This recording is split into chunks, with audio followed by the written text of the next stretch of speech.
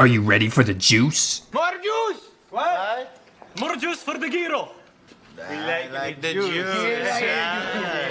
Juice is good.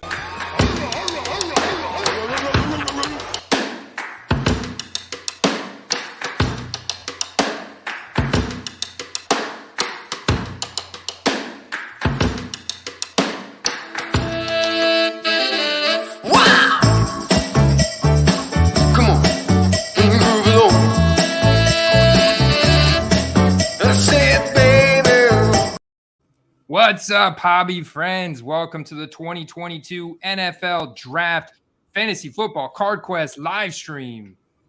Andy, what is up, man? Good evening to you. Good evening, man. I'm dug in, man. I'm excited, dude. I just took a fresh bathroom break. I'm coming off of a bathroom break.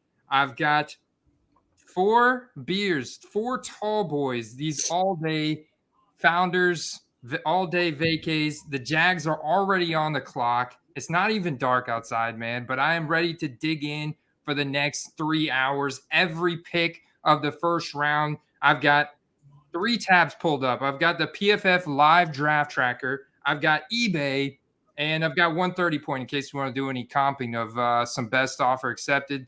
But we're going to be looking at every pick. We've also got the mock draft simulator pulled up, so we want to talk about potential trade scenarios and all that kind of good stuff, man. There's going to be a lot of stuff going on. Maybe some rounds will have, only seconds to discuss that current pick, or maybe we'll have all 10 minutes. We'll see what happens, and whatever we got to do in the interim. If we have a little extra time, we can talk about some of our pickups from the week, or whatever, man. Hey, you want to talk about, maybe you saw a 57 Chevy driving down the road today. We can talk about that, man. We got we got just a nice evening with some fellow enthusiasts, hobbyists, football fans in the chat tonight. Yeah, man. Derek, Richard, Justin, Todd, Bob Graff. Got the cooler right here. Got it packed up with the tall boys. Shelly, what's going on? The Falcons picking at number 8. Man, Cody. So right off the bat, we got the Jags on the clock. They haven't immediately walked up to the podium here, and there's been some, controversy. I feel like this week is like smoke and mirror meets. What's up, Jason, Tom? All right, so hear me out, Steve. I think that this week, and I'd love to hear you guys' opinion on this, anything that comes out of the mouth of Jay Glazer, Ian Rappaport, or any general manager, head coach, Peter King, like all these guys, like I feel like it's all smoke and mirrors, right? I can't believe a single word that comes out of their mouth, because why would a team, a head coach and general manager, or anybody associated with that franchise want to leak information about what they're possibly going to do? When you hear a coach or an organization, not just like a sports analyst, but when you hear organizations say something like, "We have no plans to trade player X," or whoever it might be, it doesn't mean anything. It didn't mean anything with the Russell Wilson trade. It won't mean anything with anybody. So will Darren Waller get traded tonight? He could very well still get traded tonight. And any of these guys they say aren't going anywhere, like the DK Metcalfs of the world or the Tyreek Hills of the world, don't buy a single word of it. They're probably all getting traded. And if you've noticed a trend in the NFL, it's a few years behind the NBA where these super teams are forming, and it's happening. People are willing to take less money or even money to go to a place to win, or a place where they just are happier, right? Absolutely. So, a big one that jumps off the bat for me is Baker Mayfield, because all the talk lately has been like, who's going to reach for Malik Willis, right? Who's the hottest talent out of Liberty in this draft? Man, the guy's got incredible 4.4 speed, like lateral speed, got an arm that, he's only, elevated his status in going into the draft here from his pro day, from his combine workouts and everything. So it's like Detroit at number 2. That's a huge pick right here at number 2. I know that the Jags, like owner, GM, they're like Trayvon Walker, who's an edge rusher from Georgia, who doesn't nearly have the college production that Aiden Hutchinson or Kayvon Thibodeaux from Oregon have. And like he was talking about taking him. Like, I mean, I know the guy's a great athlete, right? He's got a good profile, but wouldn't you just go ahead and like in the first round of a fantasy draft, wouldn't you just go ahead and take the guy with the safest floor, like Jonathan Taylor, for example, right? Or Josh Allen, if it's a super flex, or Patrick Mahomes. You could arguably put both those guys in the same spot. I give the edge to Josh Allen, but wouldn't you take the guy with the safest floor, number one overall, and instead of trying to get cute on like a prospect that could pan out or could not, When you're spending the kind of money it costs to sign a top 5 or top 10 draft pick, you don't want to play hypotheticals. Well, this guy could do this or this guy could do that. You want guys that can do, and you want him to do it right away because you're going to be starting these guys right away. You're going to be paying these guys right away. And if you're not starting them right away, then you're going to have your fan base up your rear end so hard because it's like, why did we waste a top 10 pick on a guy that you're not going to play? Yeah, absolutely. But there's a reason why these same teams continue year after year are in the front, the first top picks, of the draft. The Jags, the Detroit Lions, the Houston Texans, the Jets. I'm sorry, Boggy. I know you're out there, man. Jets fans, we can't put any pick past the Jets. They may reach for a guy like in the back end of the first round. Like there's rumors that the Jets could take at number 4 overall Jermaine Johnson from Florida State, who according to PFF is ranked number 32 overall. And that's like not out of their realm of possibilities. But they also need wide receivers. So yeah, no, I love seeing guys jump the board, because it's like nobody wants this easy, predictable dink and dunk draft. Like you want to see teams be like, this is the guy we want. I don't care if he was projected to go at this point of the draft. If a team doesn't take him when they have a draft pick, they probably miss out on the guy, right?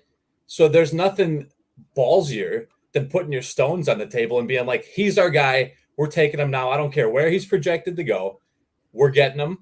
And you got to respect that, Beer is cracked. Got to respect that, man. Beer is cracked. So, guys, of course. We might have a pick, Andy. We might have a pick. We got a pick in? The commissioner is walking out. He's walking out? He's walking out. See what pops off first. Your TV, my Twitter notifications, or the PFF live draft tracker.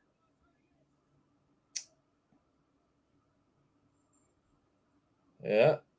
Something's about to happen. The suspense is killing me. I got to take a swig of my beer. This is nerve-wracking. No, who do you guys think the Jags pick? Like, who would you vote? I mean, I would vote Hutchinson. I think they go Aiden Hutchinson.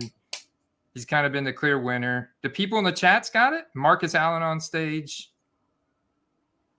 Jimmy could be traded tonight. Baker Mayfield could be traded tonight. I know Detroit's really hoping that Hutchinson falls to them, but I guess we'll see. Yeah, the hometown guy, right? Also, Dan Campbell has been on record saying, people in the chat are voting on who. Is that Carr on stage here too? And Darren Waller? It looks like it. Yeah, I heard there was going to be some active players making picks tonight. So it's interesting, man. But let's see. I mean, these first couple picks are going to really kind of decide because the Lions and the Jets, the Lions at 2, the Jets at 4, the Texans have a need at every single position category essentially.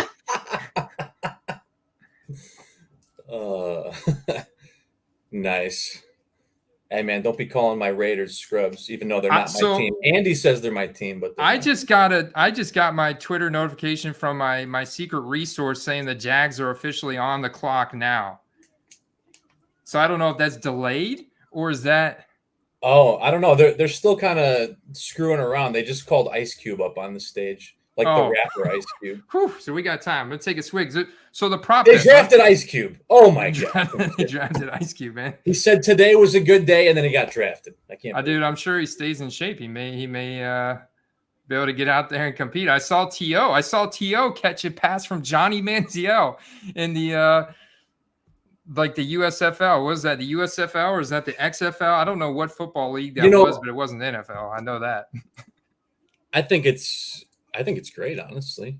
It was fantastic, man. It was weird because Johnny Manziel was running away from guys who weren't even chasing him. He was literally like in the pocket. Guys were like looking the other way, and he's like, "No, I'm rolling out this way," like trying to be all dramatic. Ice Cube's like, "Listen, I have the same build as Maurice Jones-Drew. Just open up the holes for me, you know." All right. So whoever gets the most prop bets tonight right wins the blaster box of 2021 Contenders. Jeez, man, I've only taken one sip of beer. Wow. If that's the trend, guys, watch out. Watch out. My squad doesn't have a pick on day one with the Bears, but if they somehow work their way into the first round with a trade of some kind, I may have to go get some alcohol. We'll see. Don't leave me, Steve. Don't leave me. We'll give you 30 seconds. All right. Still Jags are on the clock. So they did. It's 9 minutes now. It just came up. Yeah, and it's interesting. So, Kenny Pickett has been right there behind Malik Willis, and his draft prop for tonight is Malik Willis's draft prop is over under 8.5. So that was Malik Willis's, and then Kenny Pickett is on here as well, I believe. Total QBs taken in the first round over under 2.5. Whoo! Look at that stat. 10 or more losses in 10 of the last 11 seasons for Jacksonville. Ouch. Oof. Ouch. See, that's my thing. Like, even if they get Aiden Hutchinson or Kayvon Walker, is it going to really matter that much? Like, are they still going to be a dumpster fire team in 2022? Or is Doug Peterson really going to be able to turn this offense around, and Aiden Hutchinson or Kayvon Walker could make a big impact on the defense? I agree. We talk about this all the time about low expectations, right? So when you have a stat like that, if you go 500, you're going to have your fan base excited, right? And that's not even that big of an accomplishment. But when you're losing 10 or more games a year, to suddenly be okay as a team is a huge step in the right direction. You know what I mean? Yeah, very true. I mean, Derek, I love it, man. Yeah, nice. Derek's hilarious. Shout out to Derek Richard for being a funny dude. They just started the timer. All right. Yeah, I voted Aiden Hutchinson. So that's our first prop bet is Aiden Hutchinson over under 1.5. I think if they don't pick Aiden Hutchinson, it's just like an immediate Detroit walks to the stage, picks him, right? He's the hometown guy. Dan Campbell has gone on the record saying he's not a Kayvon Thibodeaux fan, and he likes Aiden Hutchinson as well. Let me ask you this, and I haven't seen this brought up anywhere, and maybe this won't even happen, but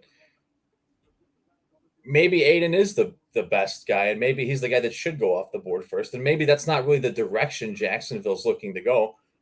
What if they trade their pick? Very possible, man. Let's look. Jacksonville doesn't pick again till 33, so they got the first pick in the second round. But you think, I mean, they could probably trade this number one overall. You got Kansas City, who's been talking about potentially trading up this whole week, trading up because they have a board of only 18 guys, and they need help on defense, especially edge rusher. I know that maybe, some people on the channel, and I saw you and Carter talking about it the other day, maybe aren't as high on Detroit this year as I am.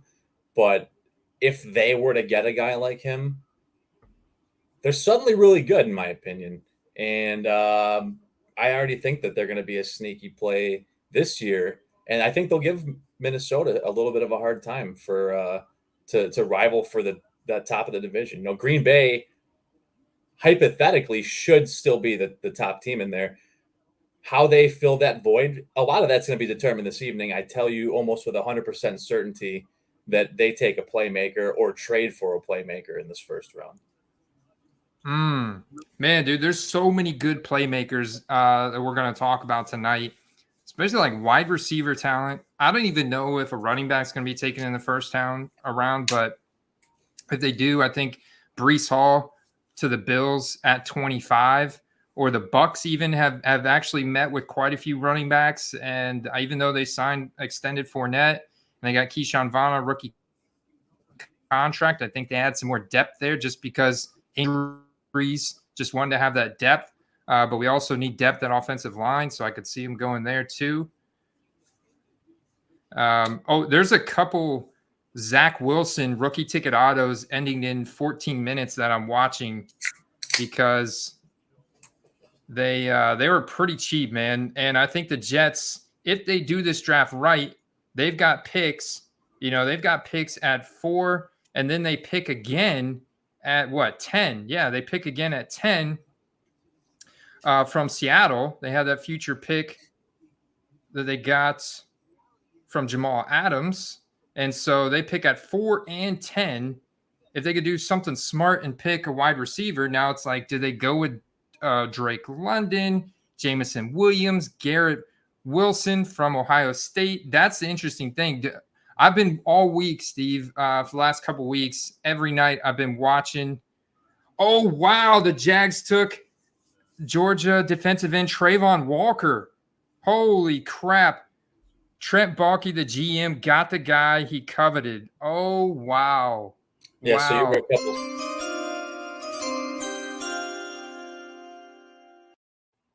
Trayvon Walker to the Jacksonville Jaguars, #1 overall pick. Unreal.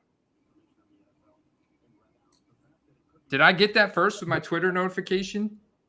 Yeah, it's still showing the pick is in, and I was actually just about to make a comment. I told you I got the secret resource on Twitter, brother. Yeah, they haven't even walked on stage yet. Over here. That's it. We got it right here, guys. Press that like button on the Football Card Quest because we got it. We got the secret resource right here.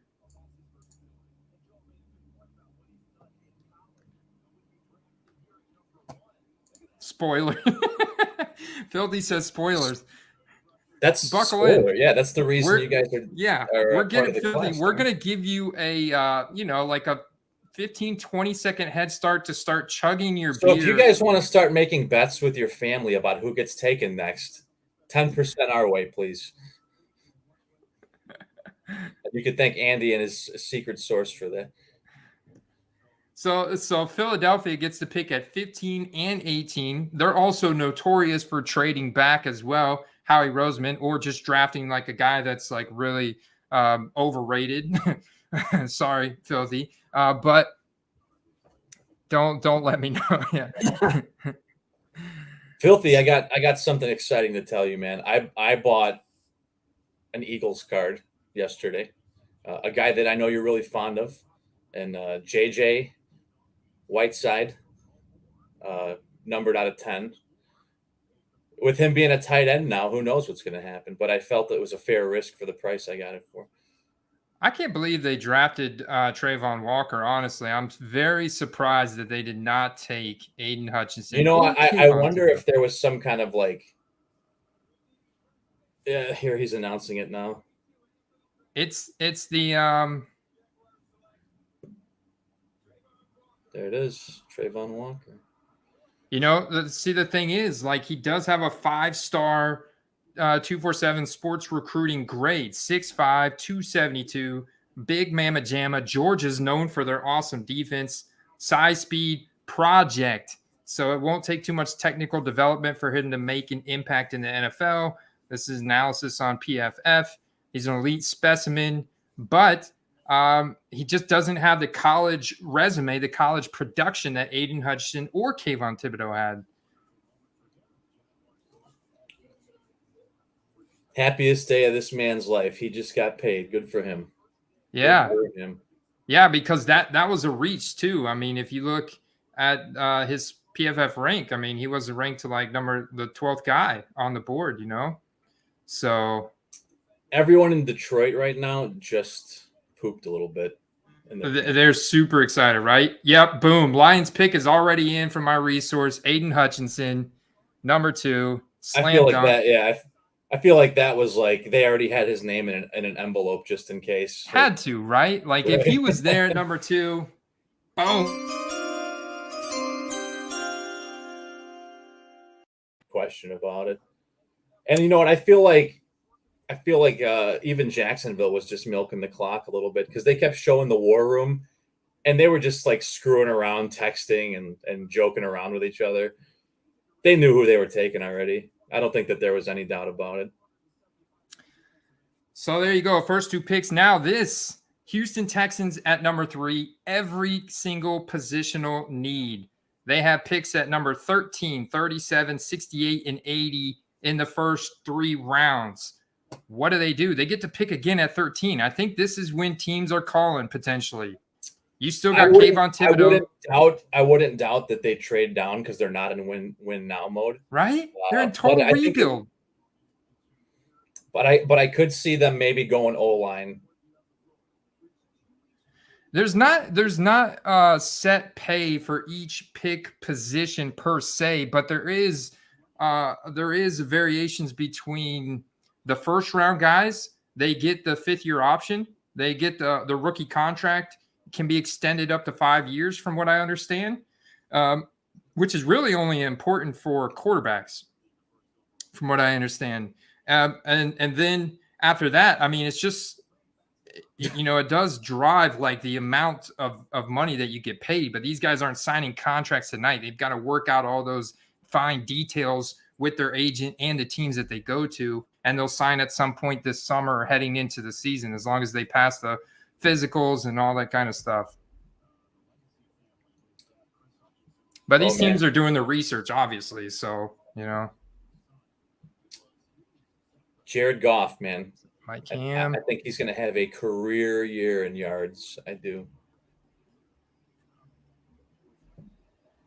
And let's be honest, it's often, it's often overlooked at how much just having a balanced offense and defense does help with offensive production. Dude, that Jacksonville defense, though, is going to be nasty. You got Josh Allen, who just got extended on the edge on the other side, who was sacking Josh Allen last year. We're talking about the Josh Allen defense that socked the Josh Allen offense.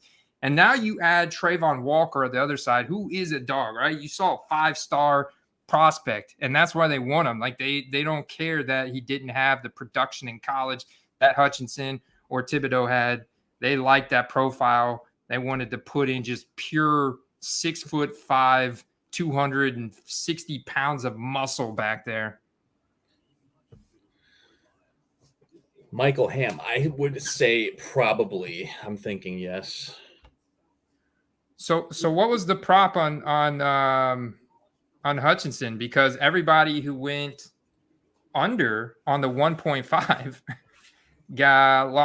already lost that 1 pick, right? Kayvon Thibodeaux still can possibly go under with the Texans on the clock here at number 3. Dude, this is when I think the phone is ringing, man. They've got to be talking right now. Got to be talking. I don't think they move on from Davis Mills, but they've at least talked about it. But I don't think that's going to happen. Yeah, I don't think they go quarterback here either. I think that they're not even in the position to put what is that really going to do for them putting Malik Willis there? I don't think that's really going to make that big of a difference because Davis Mills can throw the ball pretty well. Jacksonville is the Detroit of Florida. It is. Andrew, I sadly agree with you. It really is. I have some friends in Jacksonville, and it is just not that cool. So I was watching all the film of the defensive backs, like the top defensive backs as well. I watched Sauce Gardner's film. I watched Derek Stingley's film. Dude, that guy was a beast when he was a freshman before he got injured. Insane. Sauce is solid. Sauce is like very consistent, very good, like technical corner. You know who I really liked? And he's not a corner. He's a safety. Kyle Hamilton, dude, from Notre Dame. That guy is a stud, man. Kyle Hamilton from Notre Dame is a beast, dude. That's honestly who I would be after if I needed defensive secondary help. in the first round, honestly. You know, I didn't really think about this in advance. I really wanted Detroit to get this guy, and it looks like a good feel-good story and everything. But the part I didn't really think out is this guy's going to be taking Justin Fields and ripping him in half several times a game now. So didn't think it all the way through. Get it, man. Oh, the pick is in, man. The pick is in. As soon as I get it early, I'm gonna play this before I actually announce.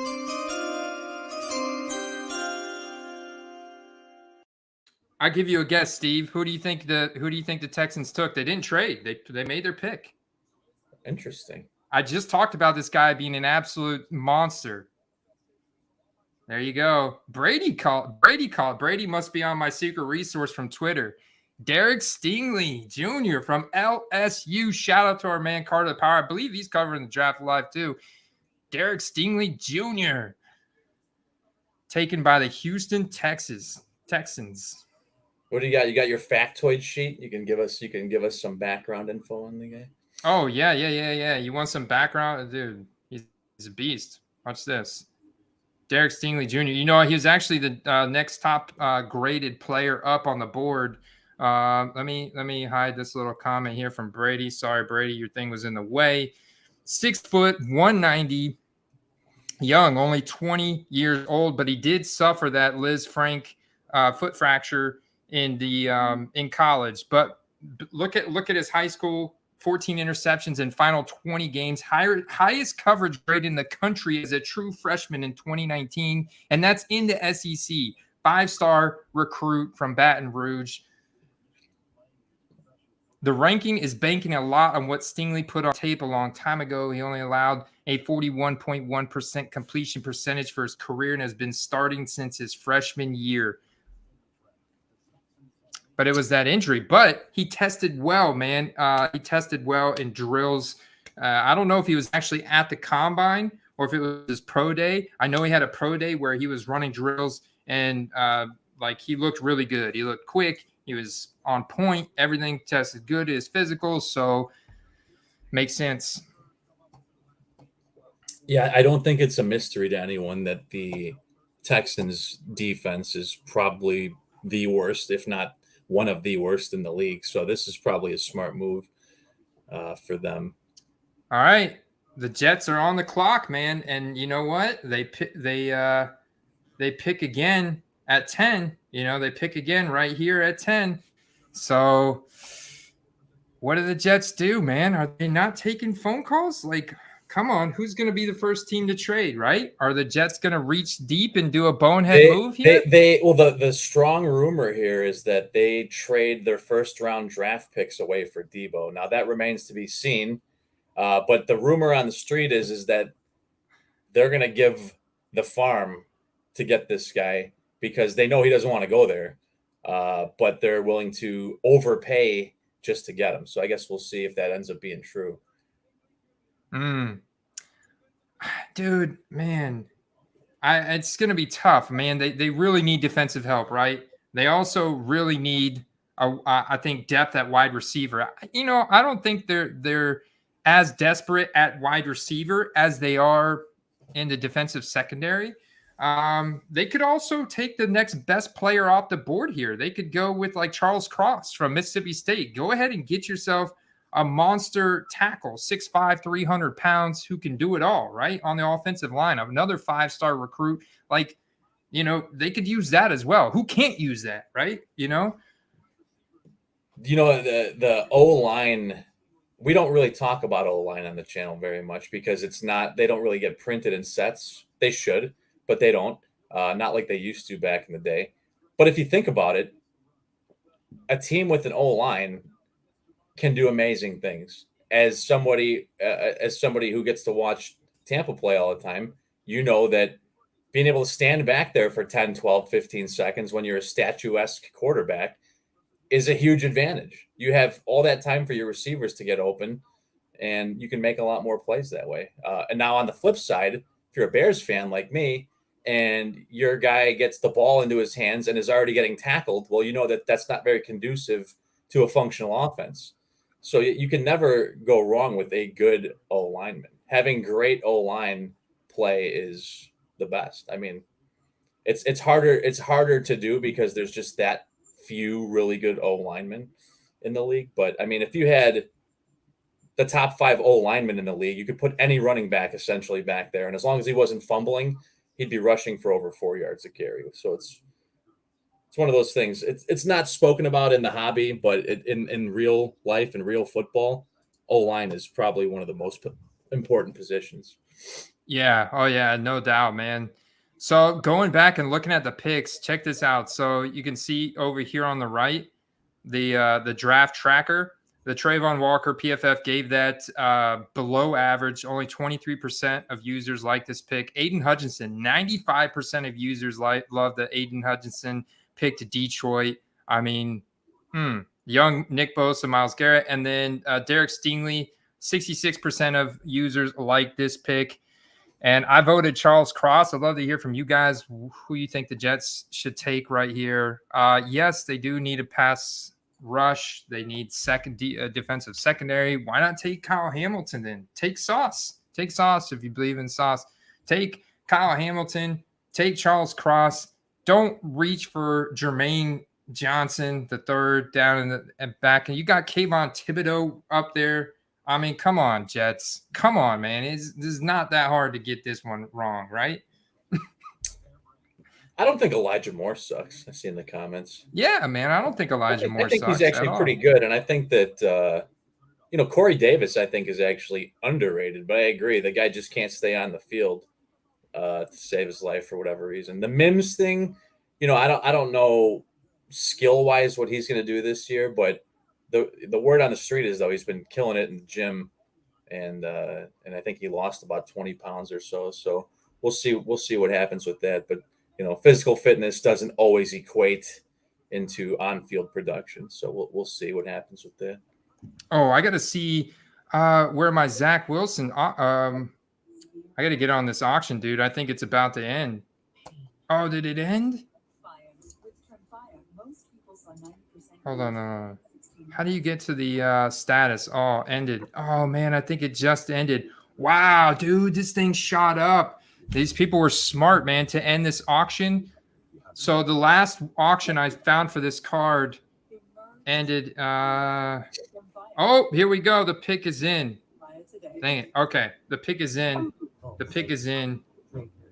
565. The last auction for this Zach Wilson rookie ticket auto was like 350.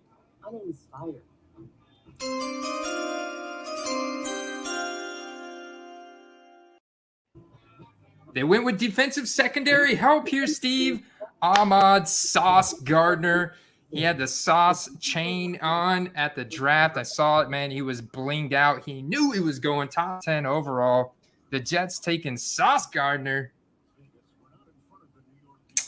With a name like Sauce, you got to live up to the hype. I hope he lives up to the hype.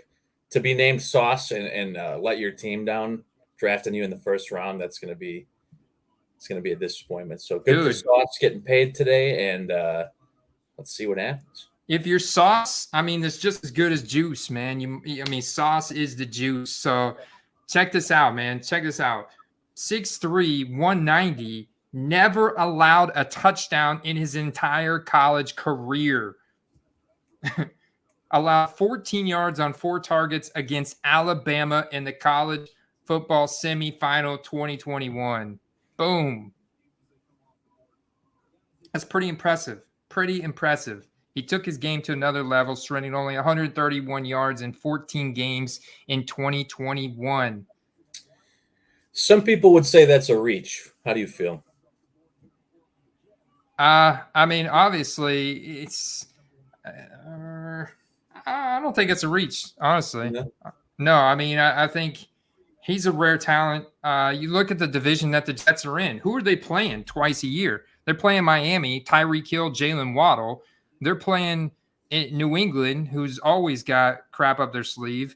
And you're playing Buffalo, who's got Stephon Diggs, Gabriel Davis, and whoever else they add back there, So I think you need a guy like Sauce to put on a Stephon Diggs, to put on a Tyreek Hill, Jalen Waddle, if you want a chance at like competing in this division. And they don't have anybody in their secondary like that can even hang with those, not even remotely hang with those guys. Bob's not unhappy. This is what's important, Steve. Bob is not unhappy. That's it, man. Yeah, I mean, here's the thing is if you follow football long enough, like you kind of start learning your organization's draft tendencies. And I joke about this a lot, especially the last 2 years, but the Bears seem like if they had 7 picks, they'd draft 5 tight ends. Like, I don't understand the logic. If you look back at the last 2 seasons, it's like, how many friggin' tight ends do you need? Like, are you going to check the whole team in as eligible receivers at some point and just throw them all out there on the field? Like, yeah, right. Potentially. I mean, I'd like to see it. They're not going to do it, but I'd like to see it. It'd be cool. It would be. I can't believe how much this one went up to, man. 565. The last one I watched in an auction that just ended earlier this week went for 350. Now we're looking at 565. I think people were incredibly smart to end guys like Trevor Lawrence, Zach Wilson tonight, draft night. Well, if you look at it, look at what time that draft, or excuse me, the auction ended. It ended right around the time that their pick was going live on TV. So that's actually super smart. Like, what smart. More hype is there around a player or an organization, especially a young player, than when their team is on the board? I had never done this before. In fact, I don't particularly like auction style listings for higher end cards, but I listed a lot of Burrows during the Super Bowl last year, and I tried to end them around halftime, and I would say it really worked out. So I mean, there is some method to the madness. We should add. Oh man, this thing shot up to 415, dude. I was about to say, like, if you look at this screen, it says 240, 250, 5 bids, right? With 38 minutes left, same exact card. So I'm thinking, holy crap, the other one ended at 560. Can it get up to that? And then I click into it, and it's like, boom, 7 bids, 2 new bids, up to 415 now, 62 watchers. Do you guys in the chat and you, Steve, think this goes over 565 or under? New prop bet. If you get it wrong, I gotta drink. Somebody's got to drink. I'm saying over or under. Excuse me. It's gonna go over 500 though. It's gonna go over 500, but under the last listing of 565. Yeah, I'll say like 535 somewhere in there. 535. I want to compare the picture real quick. 565. I mean, that was just a plain picture, but I mean, good up close picture. If you're, since we got a minute till it looks like the next pick comes in, we always talk about zigging while everyone's zagging. Everyone's going to be in on the rookie ticket autos tonight. Maybe go find you a team color optic preview while we're sitting here. That's a nice card to have. Of Zach Wilson? Hell yeah. All right. Yeah, no, I'm down. Just for reference, the Giants pick at 5 and 7. So they pick now and then they pick again in 2 picks. I can't not imagine they're not taking calls, right? I'm going to buy it just to be right. I knew that was going to happen. Oh, look at this one though, dude. That looks like a Dean corner on the top left right there. It does. Yeah, it's a little. That looks like a Dean corner. Is that the one that we're watching right now? Like, you can't even see that bottom right corner. Honestly, whoever took this picture, I would not take your pictures on a white countertop where it potentially, it's hard to see those corners. Like, and I'm looking at this, like, there's no way this goes over 565 now compared to this picture, where you can actually see the shadow and everything on that.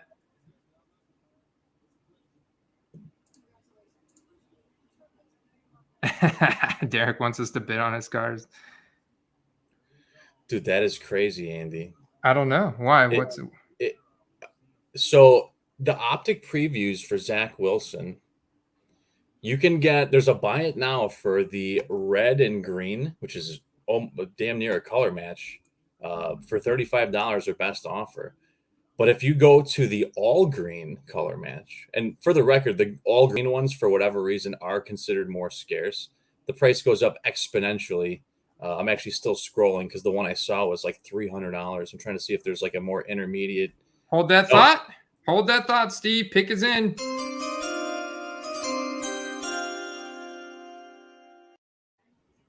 What do you think, the Giants traded, or do you think they've made a pick here, Steve?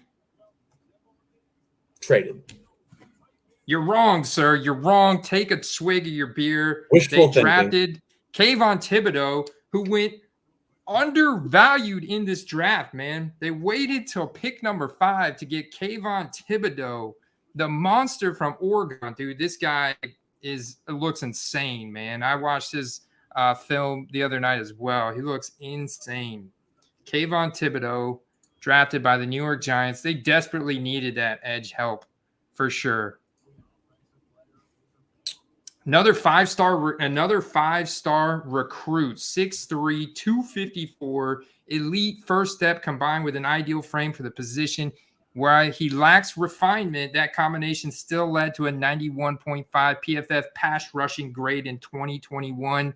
19 pressures in a 2-week stretch versus Cal and UCLA in 2021. 5 run stops versus Stanford in 2021. 3 sacks versus Utah in a Pac-12 title in 2019. A beast. You know, I can't say I'm specifically surprised. You know, I see some people in the comments talking about, you know, how many defensive players were taken already. And this is kind of what we've been talking about for the past few months. It's not so much that this draft class like is bad or sucks or anything like that. But when we're talking about it from a hobby perspective, what does everybody want? You know, they want like the elite QBs, they want the running backs, they want the, you know, the Calvin Johnsons of the world. And it's like, we've been so spoiled since 2020. Very so true. spoiled. You have no idea. Like 2020 could be one of the best draft classes of all time. And yeah. So from a hobby perspective, what does that mean? Like, if you've got any sealed 2020 product, hold that stuff, man. 2020 sealed product is going to come out like looking like a champ. Yeah, no, I would have to agree. I mean, I just pulled a Justin Herbert hyper press proof rookies last night in the giveaway, man, for AB, man. AB out there. That's, you know, in fact, it's actually one of Andrew Perry's buddies. You know, it was a crazy story. And I hope he doesn't mind me telling this, but AB actually saw Andrew Perry on my live stream back last year. And he's like, hey, I know that guy. And he's like, I didn't know he was into football cards. So it like reignited their friendship and stuff, which I thought was really cool. It was a really cool story that AB shared with me. So shout out to those guys. They're Bostonians, man. They're up there. The Giants fans in the crowd are going berserk with the tape delay here. Oh, yeah? Yeah. Dude, this Kayvon's got like a pretty fresh suit on, man. He's got like red gemstones on his suit and whatnot. Oof. Yeah, he had some Joe Burrow glasses on in his interview I watched. Is that a Snickers bar in his pocket? What is it? Stop it. I'm not joking. He's got on his lapel, it's like a Snickers bar. If he's sponsored by Snickers, I want to know. Name, image, likeness, baby. Uh-oh, what do we got here? Is this a BGS 9 Mint Auto 10? Got it, James. James is an elite level sniper, guys. Elite level eBay sniper. Ooh, nice. You bumping production is the seller. 100% positive feedback. Ends in 20 minutes, though. This is a 12 out of 25 here. On-card auto, Zach Wilson. I do like these in case because they always have like these full profile pictures, normally serial numbered, and they have an autograph, and a lot of times they inscribe it with something else. Damn, look at those cleats, guys. Those cleats look like they're from the 80s. Yeah. What kind of cleats are those, man? Those look old. You know, maybe they were on like a 2-game win streak, and he's like, I'm just going to keep wearing the same ones till this. I'm going to ride the thunder until we lose. Some serious ankle support, man. Those look like, you know, Michael J. Fox's high tops from Back to the Future. Dude, so this was crazy, right? Carolina is up at pick number 6. And they literally, this is their only pick in the first 3 rounds, right? Because of them trading picks away for Sam Darnold last year. And they made an investment in Sam Darnold. So what do they do here? Do they go back and get quarterback again? I don't think that a quarterback is going to save Matt Rule's head coaching career. I don't think that if they draft a quarterback, that's going to just automatically save Matt Rule. I don't know what they do here. Honestly, I don't think anybody they pick is going to save Matt Rule's head coaching job. I think they've got to hope that Kenny Pickett falls to them, maybe. A guy like that could be an upgrade over Darnold. Maybe they get a couple picks. Maybe you trade your 1 pick here at 6 to Kansas City, or somebody that needs Charles Cross or Evan Neal, one of these massive offensive linemen. We haven't had an offensive lineman taken yet. Somebody trades up here to get their guy. Carolina's got to trade back and get more picks. They have no picks in the first 3 rounds. It's terrible. That's definitely logical. I could see them going with some offensive help. The O-line would definitely be probably the biggest aid, but I could see them taking maybe the first receiver off the board, or the probably only first round worthy tight end, and immediately bolster that offense. Because here's the thing about Sam Darnold is Sam Darnold's not Aaron Rodgers, right? Aaron Rodgers can win games regardless of who's on the field, right? And I'm just using that as an example, right? Sam Darnold, however, can play to a high level, but he requires a little more help around him to do that. So when they're lacking their best running back and they can hone in on just smothering the pass game, he's going to have a hard time. So if you put a couple more weapons on the field to help DJ Moore out, that offense isn't going to be elite, but it's going to be way better than it is right now. You know what Sam Darnold's avatar is on Player Profiler, right? I love it. It's the Lego man. It's the Everything Lego man. is awesome, Andy. Everything is awesome.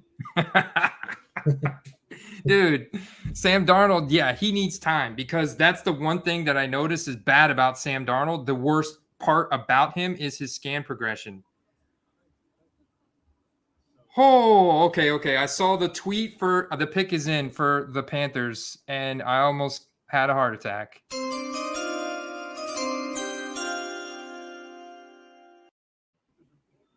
The first offensive lineman goes off the board at pick number 6. The Panthers don't trade back for more resources. They take Ike Ekwonu. I'm probably saying that wrong. Guys in the chat, help me pronounce that. If you could put the phonics of how to say his name. But he's a monster. I heard a lot about him as being, boom. Do you like this pick for Carolina? Yes, we do. Steve really likes it. He thinks if you give Sam Darnold more time in the backfield, because I was just saying, I do think that's his worst aspect of his game is his scan progression. It takes him forever to go through his reads. He normally locks on to one guy, and if that guy's not open, he throws an interception. Well, now he may have some more time in the backfield. 6'4", 310-pound Ike Ekwonu from North Carolina State Wolfpack. You got to look at what happened late in the season last year with Tampa Bay when one of their best linemen went down. And all of a sudden, the offense was malfunctioning, right? So imagine what you can do with, already weak offensive line and adding a guy that's that good. It immediately changes the dynamic. It does. And what's interesting is this guy is known for his run blocking. Any run-heavy team should have this guy as OT1. Who did Carolina pick up this offseason to add depth to running back? Deonta Foreman, who ironically was more efficient on a per-carry basis than Derrick Henry was last year. And I know he didn't play the entire season because Derrick Henry didn't get hurt till week 10, 11. So, it's a smaller sample size, but still, he's a stud, man. And so they added that to try and help alleviate some of that workload off of Christian McCaffrey, perhaps because he struggled staying healthy for the full season. But this is certainly going to help CMC, Deonta Foreman, Chuba Hubbard, that whole and it's got to give, Lego Man some more time back there. I get it, but it's more of like I don't know. It's an interesting pick for Carolina. Maybe they still do pursue a guy like Baker Mayfield, but I don't know now. Like I've said it from the beginning. I think from day one, there's almost no doubt Mayfield goes to Seattle. I think. Okay. I think it's. I was going to say, what collateral does Carolina have at this point to give? And how much money you got on the Mayfield? books with Sam Darnold? Round too. pick? I mean, a 6th-round pick. There's QBs in this draft that people say are 1st-round caliber. I think that's all to just hype the draft up, in my opinion. It doesn't mean that they can't be good in a couple years, but none of these guys are coming out of the box and starting in this league, in my opinion. So that's not the guy you're going to get to replace Darnold, because they're not in win now mode right now. No, they owe him so Tom much Brady money. Retiring. They owe him so much money this season. He's there. He's going to play this year. He's going to start this year. He'll be above average. He might have a couple great games. It's going to depend on his supporting cast staying healthy. But I think about it. I mean, Seattle doesn't have – who does Seattle have? They have a couple good receivers and Drew Lock. So they need a QB. And, the guys that make sense for that arrangement is either Garoppolo or Baker Mayfield. So Christian McCaffrey's got to be a happy man right now, right? Cheers to him. You, Christian McCaffrey. Also, it's 8:50 p.m. Just a heads up, guys. The over-under on how many beers I drink by 10 p.m. is 2.5. I have a total of 4 beers. I got to get working. Right now, I'm building the suspense. Yeah, I might actually be the one to suffer the first bathroom break casualty, because for those that don't know, I had about 7 coffees before stream tonight. And that doesn't count the waters I had in the last hour. So I've been pounding waters, man. Pounding waters. Been trying to keep my body as a temple for this live stream tonight. So all I've got, I'm going on the Founders all day. I did have a good, healthy dinner, man. Good, healthy dinner. Dude, Ikem Ikwono, his suit looks fresh as hell, dude. Yeah? He's got an all-white suit on with, like, green stripes. Like, he looks like if the $1 Million Man from WWF was around in 2022, that's like what he would wear, bro. For real. So I'm looking to see if there's any. I'm seeing if there's any pictures of him in his suit. Maddie in the chat. What's up, Matt? My boy Matt Randall. What's up, Matt? Live on Diet Coke. We just got to get you put a little rum in that tonight for the draft, the 1st round, baby. We're not going to break the seal. Gatorade bottle it here under the desk. I'll just keep talking. You guys will never know the difference. No, just joking. So I'm looking at the I'm just not going to break the seal. The over-under on P breaks is 1.5, man. But that was for you. That's for me. As far as I know, there was no wagers on me. So if I break it early, I'm in the clear. You're good. You're good. I'm looking at Christian McCaffrey auctions, man. Doesn't seem like there's any savvy Christian McCaffrey auctions like there were for Zach Wilson. But what I did find is 2 PSA 8 base Donruss that probably nobody's going to – well, there's 2 bids. 0 bids on this. But, all right, this is a PSA 8, so you can't really – yeah, I don't think too many people are going to be bidding on that. There's a nice select RPA 9/99 that's got 0 bids. I don't know. Is this still overpriced, though? It's at 175, dude. That's overpriced, man. It's at a 199. That's too steep, man. I sent you something in the private chat? Private chat in the stream host here. And I think that's just like too good not to buy. I mean, you should be able to get twice that for that card, in my opinion. And there's 2 of them. There's one from another seller as well. There you go, guys. Snipe opportunity for you right here from the Hitman. With a make it offer button. Let's see the condition on this. I do believe that the Jets, all right, they still have a bunch more picks. And they pick again in just a few picks, in fact. They probably got to go wide receiver or offensive tackle or edge rusher, regardless of what they do with the media hype and everything. All right. Oh, no, that wasn't a pick. I thought I was getting a pick.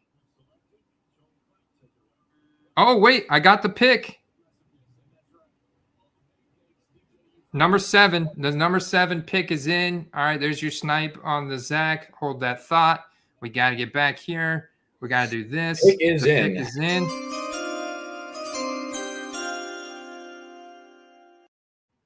The Giants at number 7 go with the second offensive tackle off the board, Evan Neal from Alabama. The Alabama big boy basically was already playing in the NFL down there at Alabama. Boom. The Giants beef up that O-line, give Danny, should we call him Dimes? Danny Jones, Dimes Jones, some help. So here's terrible what I think is going to happen. And it might take maybe half the season, maybe less. But Daniel Jones has been put in a situation where he actually has to earn his money now. And I think it's going to happen. I think it might take a couple games, but the new coaching staff is not playing games. They're in too big of a market to be playing games. And we've seen what Daboll can do with quarterback development. Daniel Jones maybe hasn't been either given a fair chance at developing, or they just haven't put the right people around him. And I think maybe it's a bit of both. Even Kadarius Toney, who didn't show up for voluntary camp, hasn't even been given a copy of the playbook yet, and they're telling him he's going to get traded. Wait, I thought he didn't show up. It was on his own terms that he didn't show up to get his playbook. Like, I thought he was a knucklehead. He was not given a playbook because he didn't show up. I think that's kind of like punishment. And you know what? Like, you got a new coaching staff that wants to come in, develop the QB, wants to win, wants winners, wants people that are going to be about the team and not about themselves. And I hate to say it, I like Toney, but get your head in there, man.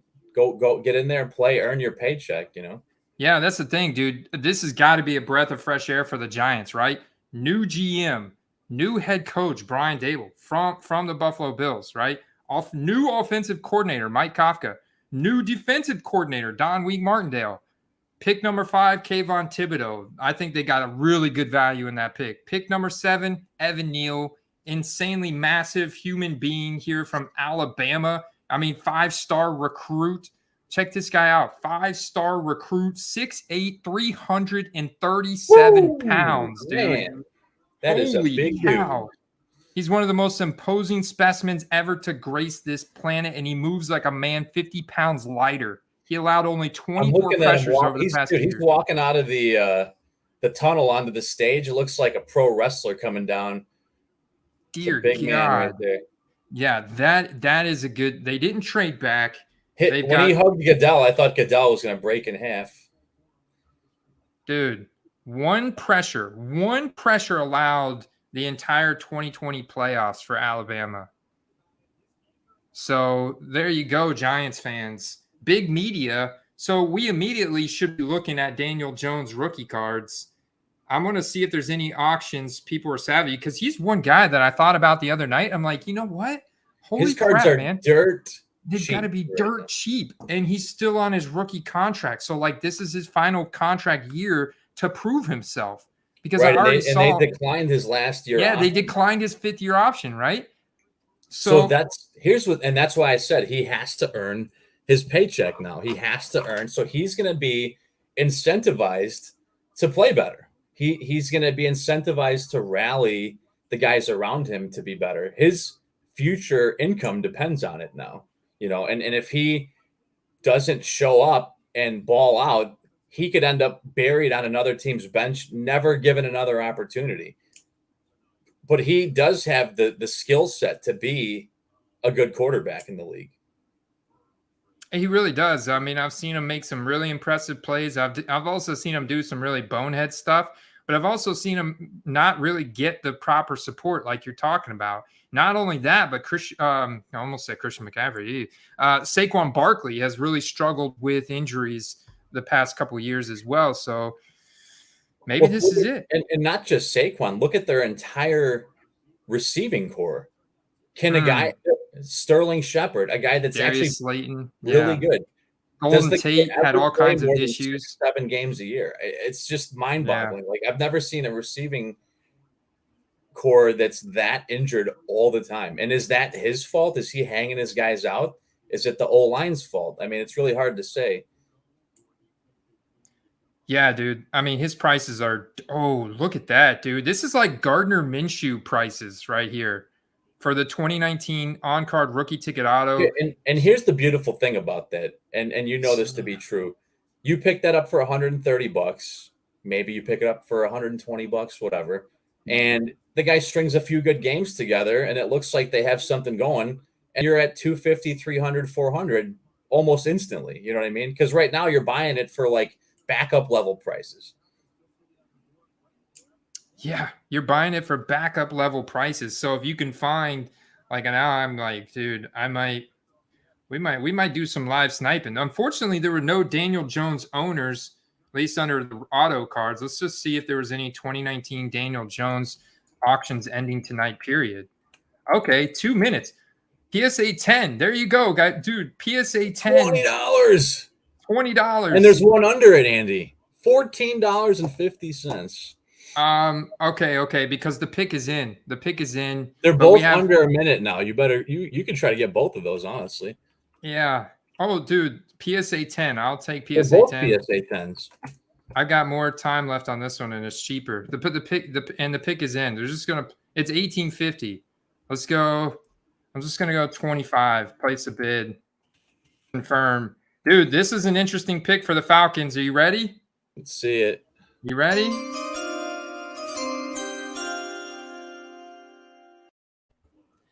The first wide receiver is off the board, man. They went with USC's Drake London. Hey, nice. So what's interesting about this guy, I mean, he fits a kind of a Julio Jones type of mold. However, he didn't have the same target separation consistency.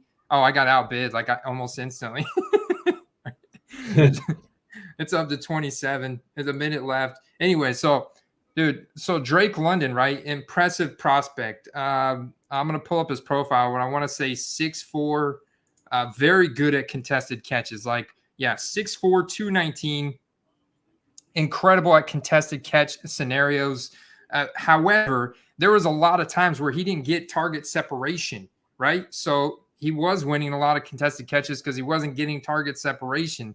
But he's a beast. Like, he's straight up a beast. We're talking 6 broken tackles on 9 catches in his final game of career against Arizona. 5 contested catches against both Washington State and Colorado in 2021. 4-star recruit, but he broke his ankle. So this is the thing. This is the reason why he is a really good prospect, but he's coming off of an injury. Broken ankle after only 8 games. He was an unmatched statistical tear, racking up 88 catches for almost 1,100 yards and 7 scores over that span in 2021. So he was on track to like absolutely dominate. 6'5", 210. Still led college football even while missing like the last several games of the year with 19 contested catches. You know, it could just be bad luck, but we just got done talking about the injury woes for the receiving core of the Giants. And, hopefully it's not a bad omen bringing in a guy whose last 4 games were not played due to injury. Yeah, I mean, they definitely need help at receiver. And, hey, with them maybe getting some actual production out of their quarterback this year, that could be exciting. And you know what? And he could even start quite a few games at the wide receiver 1 role with all the injuries they have. So that's interesting. Absolutely, man. Absolutely. I think he can kind of slot right in almost to a wide receiver 2 role next to Kyle Pitts, which would make him a wide receiver 1, right? But it'll be interesting to see. Another interesting card to look at. I didn't get a chance to comp it, but it just seems too cheap for what it is. When you get all right, let me pull it up. I lost both those auctions, man. We got to go back and see what they ended at. They got away $34. All right, I'm curious if anybody in the chat won one of those Daniel Jones PSA 10 selects. I know, Derek. I was crazy. I did not think Atlanta. I know that they only played Mariota backup quarterback money, This is where it gets interesting. The Steelers are sitting there like, okay, Carolina didn't draft Malik Willis. Atlanta didn't draft Malik Willis. Oh, they're getting excited, man. I know you love Mitchell Trubisky, but the Steelers have been like this speculation of them getting a quarterback. They've met with the most quarterbacks of any NFL franchise. So we do know that. They've met with like 7 or 8 different quarterbacks. Kenny Pickett did not go to Vegas. It was actually discovered that he was invited. He declined. Now, shout out to my guy. What's his name out there? Because he goes by a name in Discord. Hoya Panther. He's from Pitt. He said Kenny Pickett's a no-nonsense guy. Doesn't want a hug from Goodell. That's why he didn't go. However, I don't know, man. I don't know. I think that there was some disinterest there that, he was really a COVID baby. Like he got his limelight, his time in the light because of COVID. Like if it wasn't for COVID, he wouldn't have got the same opportunity that he did. He wouldn't have been able to he did make the most out of it, right? And he does look decent. But I think you got Malik Willis with a much higher potential upside, and the Steelers are very interested in that. Yeah, it's not to say that they might not take a QB because they could, but I still think Mitch starts the season regardless. Now that's a good point. That's a good point, man. Mitch could very well still start the season because they're going to put him in competition. Mitch has got the experience of running the NFL offense, this and that. He can show Malik the ropes. He's also got some mobility himself. He's already working out with his teammates, so he's got a huge leg up on anyone else that comes in. So. Yeah, very true, man. Very true. And I'm glad no one bet against me because I'm gonna go take the first washroom break of the evening. Oh, he's out. He's going. We're not gonna. I got a lot more caffeine to drink, Andy. So let's do this. Bye, Steve. I'll let you guys know when he comes back. Hard to invest in any Giants. I know it's hard, Bob, but with how cheap Daniel Jones is, it's literally like nothing but upside. And you could see it. Like I guarantee you, if we go look at the comps on that PSA 10 base select, I guarantee you that the last ones of those were like people have been able to pick those off during the week for like $20 or something. And now tonight, draft night, because they actually are making some smart moves here, those are going up. I think Daniel Jones stock, he's going to be touted as a guy that's like a sleeper quarterback going into 2022, right? And we're going to like, look, they improved the offensive line. Maybe they add another wide receiver. Maybe we work out a trade. Maybe the Giants, dude, where are the Giants? Oh, we got a pick in. We got a pick in from the Seahawks. We got a pick in. Yep, we got a pick in from the Seahawks right here. The Giants don't pick into the second round, but we got to pick in from the Seahawks. We got to go.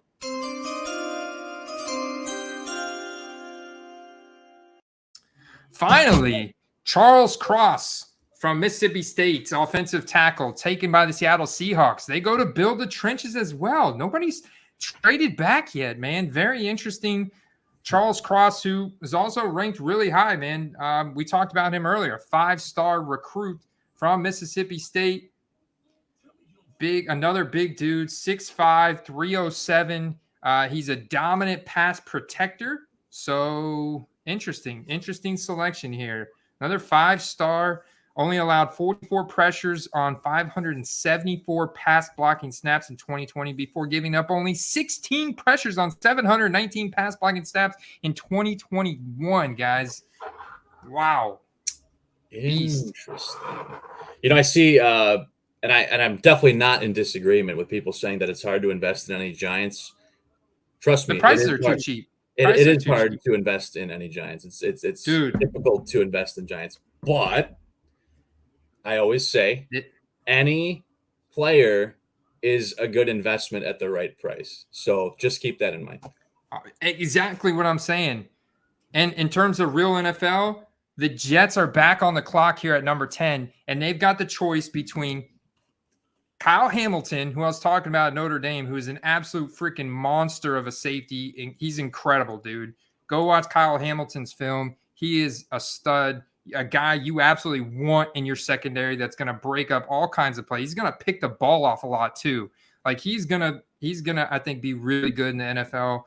Or you go with straight line speed, Jameson Williams from Alabama. So this is an interesting pick the Jets have here. Maybe they trade back even.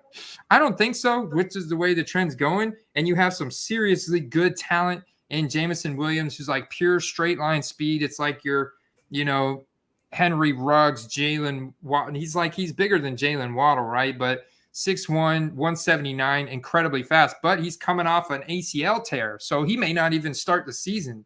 I don't even think they have like a timetable on his ACL recovery, but he's got incredible straight line speed. You've also got Garrett Wilson, who honestly, we were talking about this earlier, Steve. Out of all those first round guys that I watched, Drake London, Jameson Williams, Chris Olave, Garrett Wilson, a couple guys we're going to talk about the back end of the first round, Sky Moore. I watched George Pickens. I watched all these guys film. I like Garrett Wilson. Honestly, I think the best. Dude, I really like Garrett Wilson. I think he looks really good. I think he's going to be really good in the NFL. And he's out there as well. So do the Jets go wide receiver or do they go defense? I think that's what it's come down to here. Or do they trade back? What do you think, guys? Bob, you feel nervous over there? I can only say what I think I would do. I would probably trade back if it was me, but I don't think that's what's going to happen, though. I think that we're going to see teams trading once it gets to the contenders. Like I still think that there's going to be some Seahawks and Packers involvement today. Yeah, I'm waiting for it, man. I'm here for it. Scott Miller, dude. Is this Scott Miller, wide receiver from Tampa Bay Buccaneers? Hey, Scotty Too Hotty. What's up, dude? Bro? Scotty, I just bought one of your rookie ticket autos. Big fan, man. That catch you made against Green Bay in the NFC Championship game in 2020 was legendary. Blaine, I drink Bang all hours of the day. All hours, man. Always. I have another one for after this, too.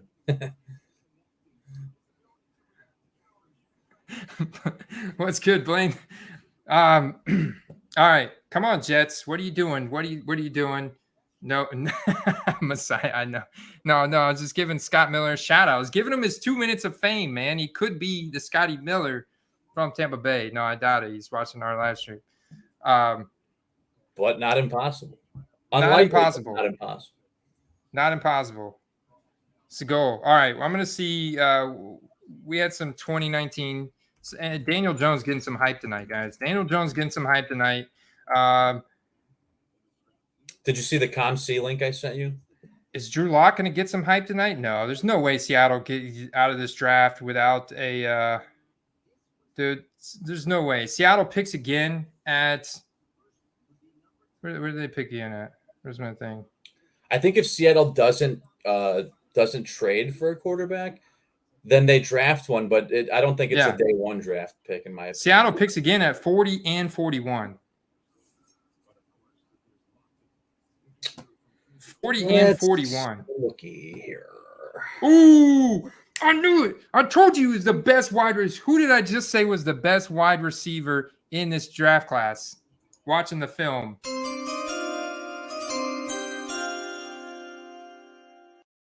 Dude, are you ready for Zach Wilson cards to go bonkers?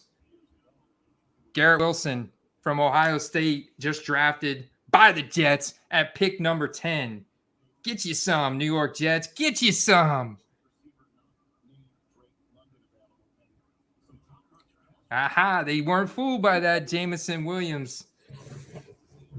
Tom, my thoughts on Fields. So I think that he'll actually do better this year with a better coaching staff, but I also think he's at major risk of getting destroyed and not making it out of the season without an injury because our offensive line is just it's bad.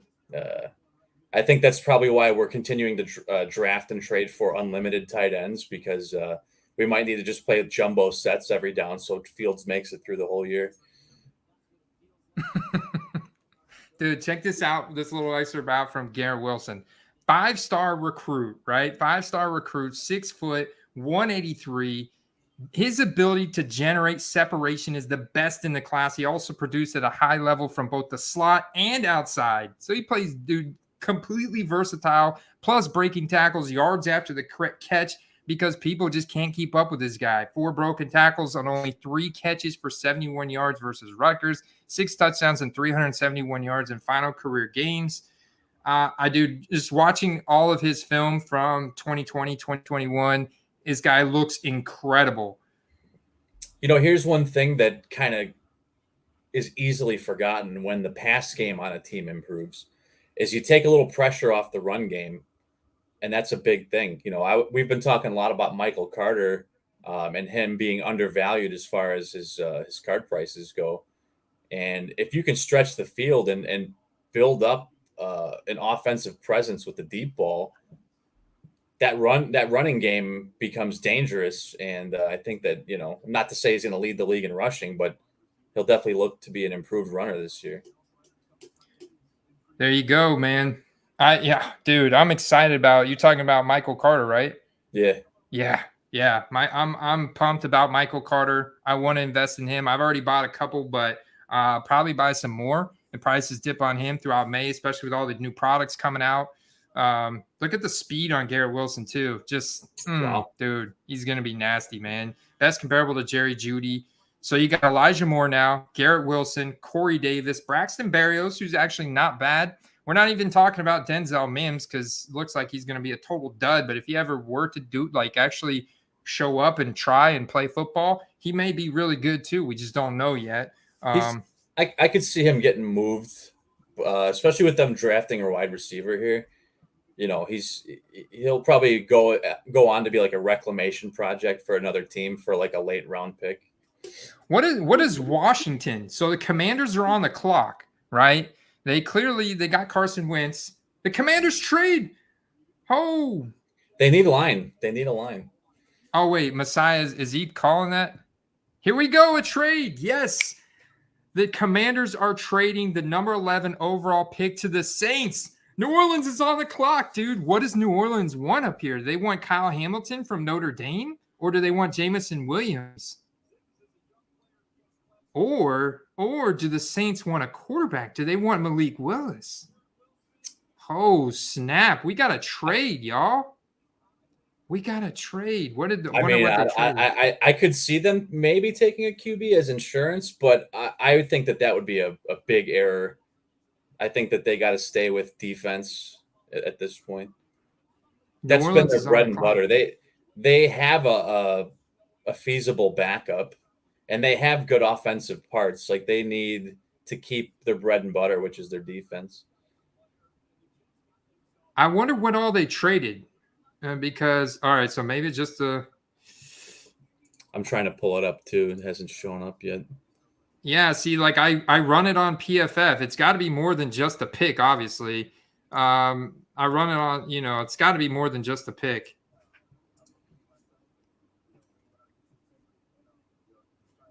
Don't have all the details on the trade yet, guys, but it's got to be more than just a pick because according to PFF Trade Analyzer, they would never take that.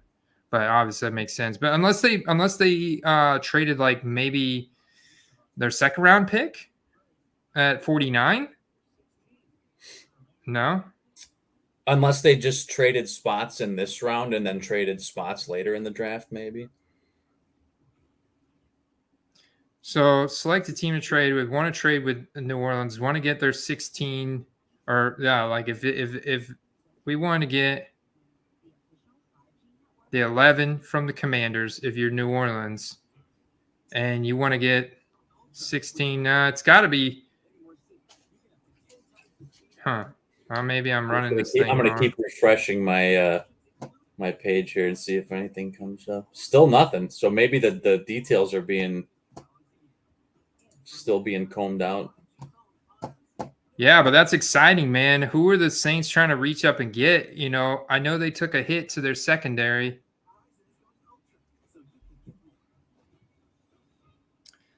I think that Jameson Williams might be the guy. You imagine putting that kind of straight line speed We saw what Jameis Winston was able to do with Traquan Smith and like kind of the limited time. Marquez Callaway is not a fast guy at all. He's more like a contested catch guy. Michael Thomas is a possession style receiver, but he's getting older. I mean, he's going to be like 29, 30 this year, hopefully healthy finally.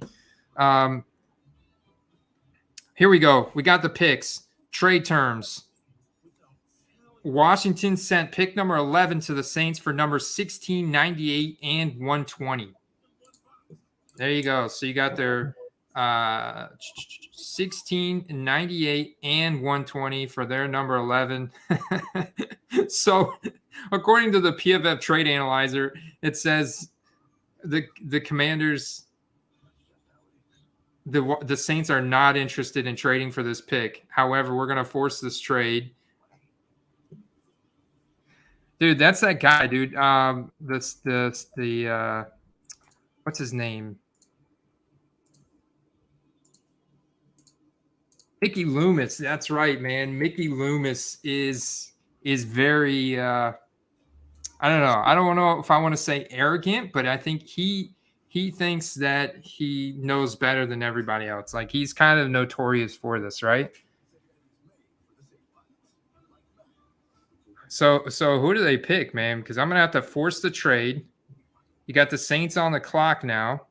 So now the Saints' remaining picks in the first three rounds are 11, 19. You got the 49. PFF board up. What's the highest ranked defensive player you got on there? Kyle Hamilton, the safety from Notre Dame I've been talking about, who's been like, dude, my favorite defensive. That seems like a no-brainer, honestly.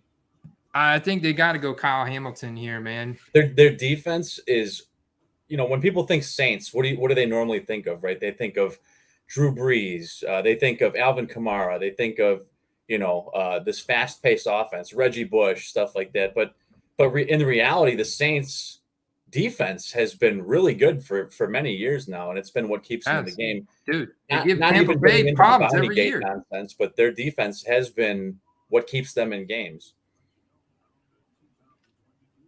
And their ability to score points on defense.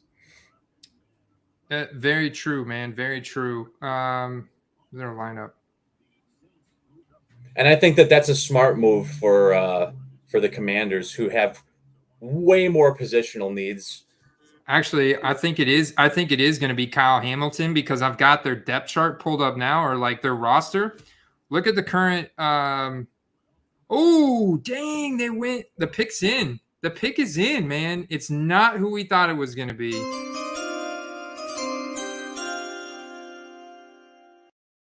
I just want to point out here that the PFF grades of the safeties on the Saints are not good. 47.7 and 55.9. Yeah. Tom and they just drafted a wide receiver. The second Ohio State wide receiver, man, that injury, the torn ACL from Jamison Williams, even with the Alabama helmet, is rarely scaring people away, because they just drafted Chris Olave from Ohio State. Wow. So two Ohio State wide receivers back to back. You want to see? He's a really good route runner. I will say, I watched his film. Really good route runner. He's very fast as well. 6 foot, 187.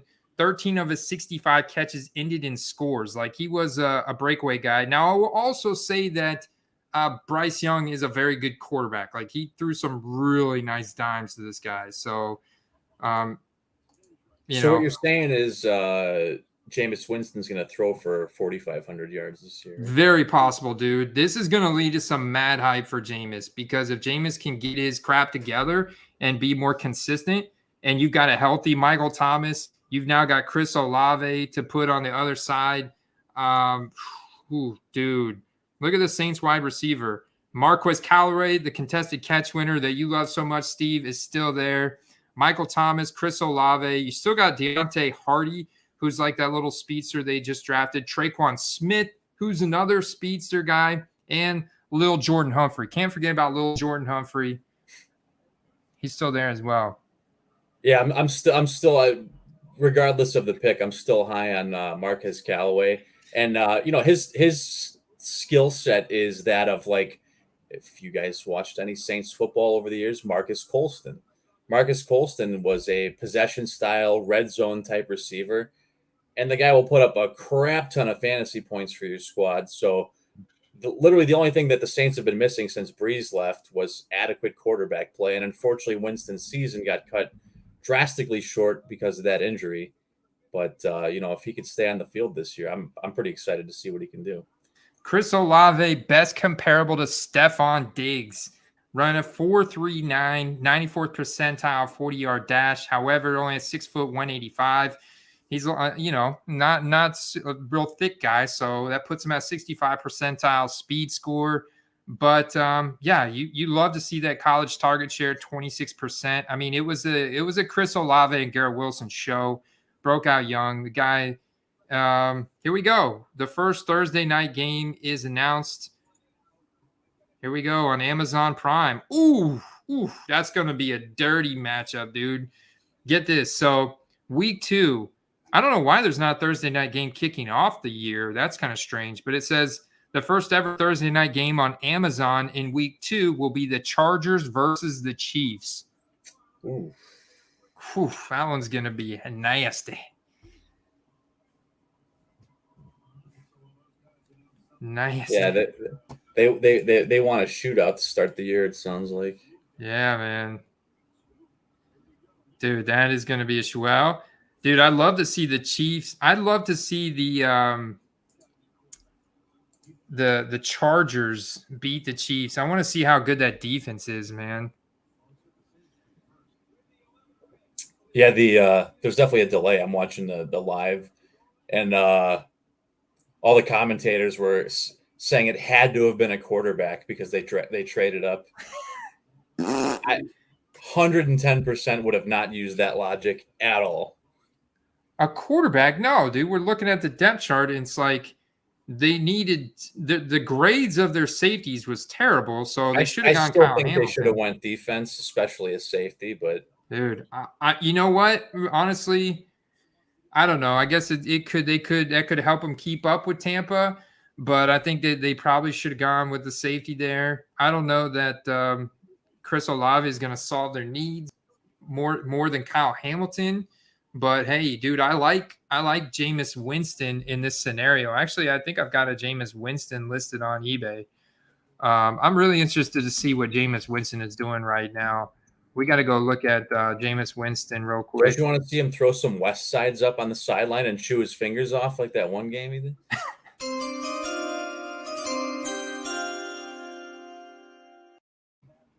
Wow, Steve. Who just picked? The Lions. They traded up. Man. The Lions pulled some shizness here. They traded up and picked Jameson Williams. Dude, I'm telling you, this draft is like some serious love for the quarterbacks that are out there. I mean, this is going to lead to some serious hype. Now we got another incredible straight line speed wide receiver. Arguably had the best straight line speed from Alabama. And Jameson Williams gets picked, moves up with trades with the Vikings. Wow.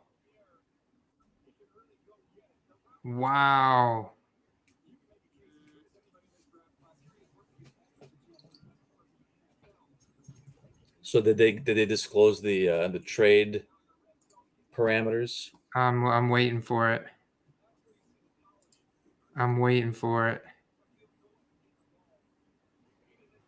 Damn.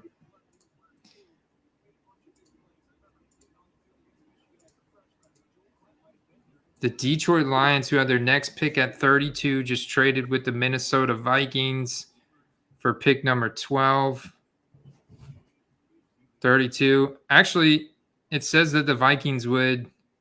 No, it's lopsided. Yeah, so they must have made. I don't know what all did they give up. We'll see. I'm about to finish this first beer. Things are getting interesting here. We got. And I was already talking about the prowess of a Jared Goff production increase for next year. I think, dude, it's already moving, man. You talk about Jared Goff increase in production. We're already moving, man. The Eagles have just traded with the Texans. So the Texans are out on number 3 and the Eagles move in. Wow. So the Eagles moved up. They got to go Kyle Hamilton. You guys are going Kyle Hamilton.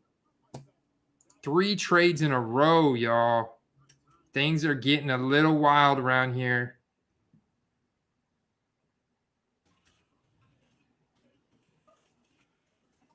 You mean they're not going to take Ice Cube? I've been saying for this is the thing. I've been saying for a hot minute about getting on some Goff rookie ticket autos. After tonight, it's going to get expensive. You think so? Well, I mean, it's 2016 product too, man. I mean, it's not like exactly like there's just a ton of that stuff sitting around. You could have got them a couple months ago. I was watching them. You could have got them, around the $125 mark. I'd be shocked if they're under 200 after today. Who do the and Eagles that's even want? low, in my opinion. That's still too low. I think the Eagles go defense. I think there's like no doubt they go defense. Although there has been a serious run on wide receivers here. Andy, last season I bought a bunch of this Prism Silvers Goff. I bought them around like $2-3, and you can't find them for under $12 to $15 now. Oh my God, dude! Filthy's about to roll over, dude. Get your beer ready, Filthy. Oh, geez. The Eagles just traded pick number 15, pick 124, pick 162, and pick 166 to move up 2 spots. Who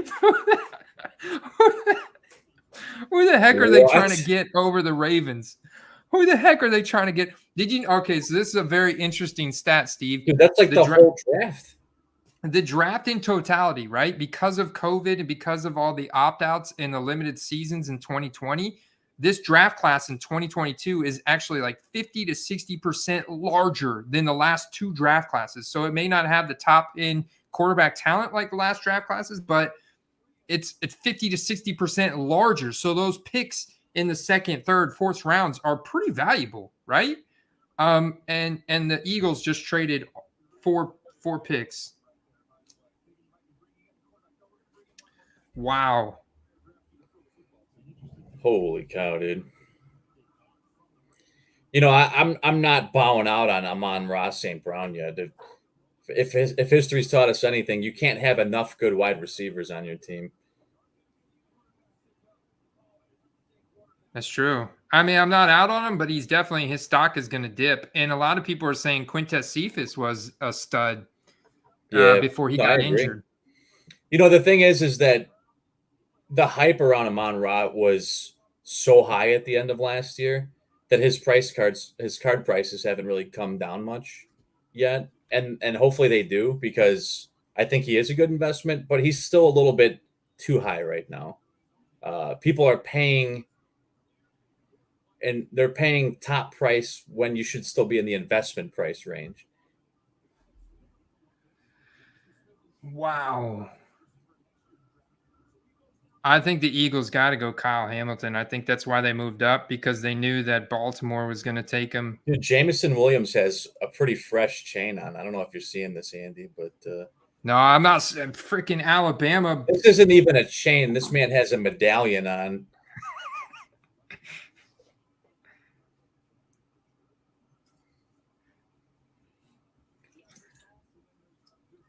All right, so yeah.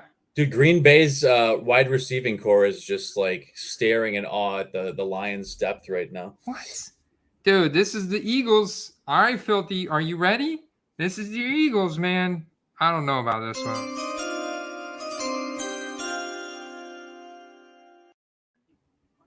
All right, so the Eagles traded 4 picks. 4 picks. Just want to clarify that. It was their first round pick here, and then 3 picks in the 124, 162, and another one, and 166 to draft defensive tackle Jordan Davis, number 13 overall.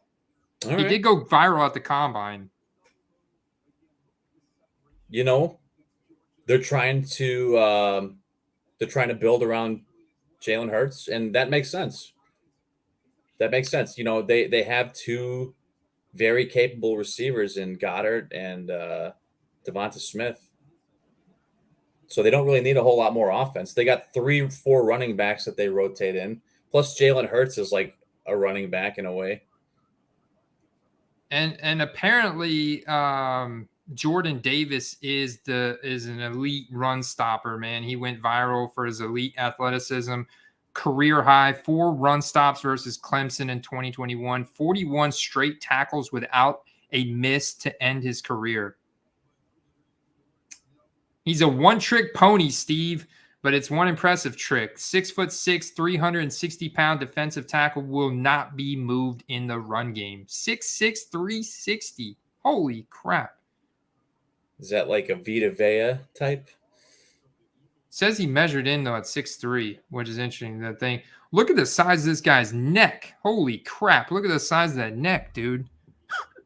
That is a lineman neck, if I've ever seen one. Dear God. So he's thick, man. Second round was their consensus on him, though. Just don't expect too much more. Yeah, I guess so. He's going to stuff the He's run. not dropping back in coverage, that's for sure. So who was that big run stuffer that the Eagles had for so many years? Fletcher Cox? Was that his name? Yeah, he was one of them for sure. Yeah, there was another big dude that the Eagles always had on the inside, the D-line, who was a beast. That's why they jumped Baltimore. Yeah, they had a feeling that Baltimore was going to go with the well, Baltimore's known for picking really good linemen. But Baltimore needs so much help on their secondary. Kyle Hamilton has got to go if here. Baltimore's pick comes up and they don't take that safety we were talking about earlier, then there's some serious problems. Well, yeah, I think they've got to take Kyle Hamilton here. He's a steal at this point at number 14. And you either that or you've got Trent McDuffie still out there too. Trent McDuffie is a 4-star recruit, 5'11", 193. He didn't allow more than 39 yards in any game of 2021. He only allowed 2 deep receptions in his career. So a very good defensive corner. The best zone corner in the class. He's more than that label, though. So people really like Trent McDuffie here from Washington Huskies, 21.6 years old. So they go Trent McDuffie or Kyle Hamilton. Honestly, I can't believe that people are going to pass up on Kyle Hamilton just because he looked so damn good in his film. I want to see the details on that Detroit trade. Let me see. Yeah, I just refreshed. It still hasn't come up yet.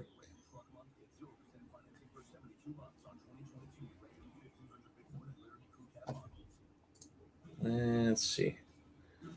Traded up, but it just still says traded up. It doesn't have any. They're comparing Jamison Williams to Will Fuller. Damn. Yeah, I'd say that's a good comparison. That's a compliment if you could stay on the field. I mean, Will Fuller might be like the least games played by any position player in the league since he was drafted for a starter caliber player.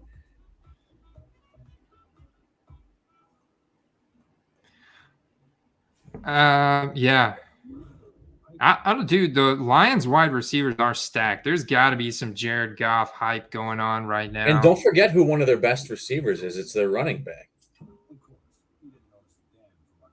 DeAndre Swift is an absolute beast. An absolute beast. So this is just going to open up more stuff underneath for him. You know, I'm still sitting on some Jameis rookies from last season I picked up after he got hurt. So I'm ready to fire on all cylinders here. I'm seeing some, I'm definitely seeing some sales here. This is all April 28th, Jameis stuff. I mean, a lot of it's pretty cheap, like nothing major, and not too much. Let's see what's going on for Goff right now in terms of sold by it now. See what's out there for him. Oh, yeah, he's getting some love tonight. Look at that. $215 for a college rookie ticket auto. Cow. Numbered out of 15, PSA 9. It looks goofy in that picture, though. I don't know. It looks like his leg is messed up or something. I have to zoom in. I'm actually watching one of the college ones because there are some that are at a low price point, but Not a ton. I'm going to see what's going on for Jared Goff tonight because, it always takes the hobby, except for y'all here on the quest. Right there. Look at that flawless. Oh, yeah. Boom. There we go. Ravens, go Baltimore. Go Baltimore.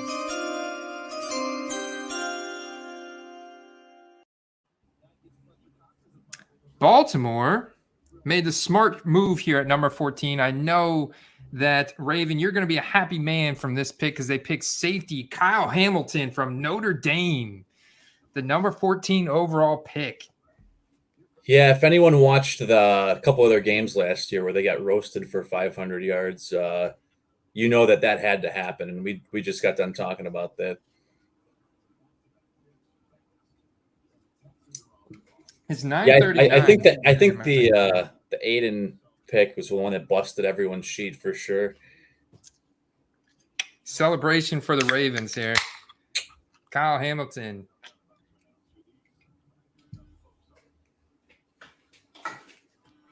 Fun fact, my father-in-law is a big Notre Dame guy, never misses a game. So he's been telling me about Kyle Hamilton for a while, but I mean, he's watched every game. He's like, dude, this guy is a real deal. And so I watched all his highlights. I'm like, holy crap, dude, this guy is good. We get a lot of Notre Damers in Chicago here, and it's pretty annoying. Not going to lie. Yeah, I think so too. I mean, you would have been called crazy when starting the draft process if you had Kyle Hamilton going at number 14. So I honestly think the Ravens get a gift because his ADP for real NFL draft here, according to PFF, was by pick 10. So I think they got a steal at number 14. Honestly, I don't know why the heck the Eagles had to move up to get that guy. I think the Ravens were going to go secondary the whole time. In my opinion, I think they would have gone secondary. They might have got bamboozled into thinking that someone else was going to take their guy. I think so, because look at who they're in the division playing twice a year, man. They're playing the freaking Bengals, who, Jamar Chase, T. Higgins, they need that help over the top with safety. They're playing the Cleveland Browns, who are going to have Deshaun Watson come in soon, and they're going to need to help over the top with another deep ball thrower. And they're playing the Steelers, who, we don't know. But, I mean, obviously there's got potential there for Chase Claypool, Deontay Johnson. You've got weapons. So, needless to say, I think they got a gift at number 14.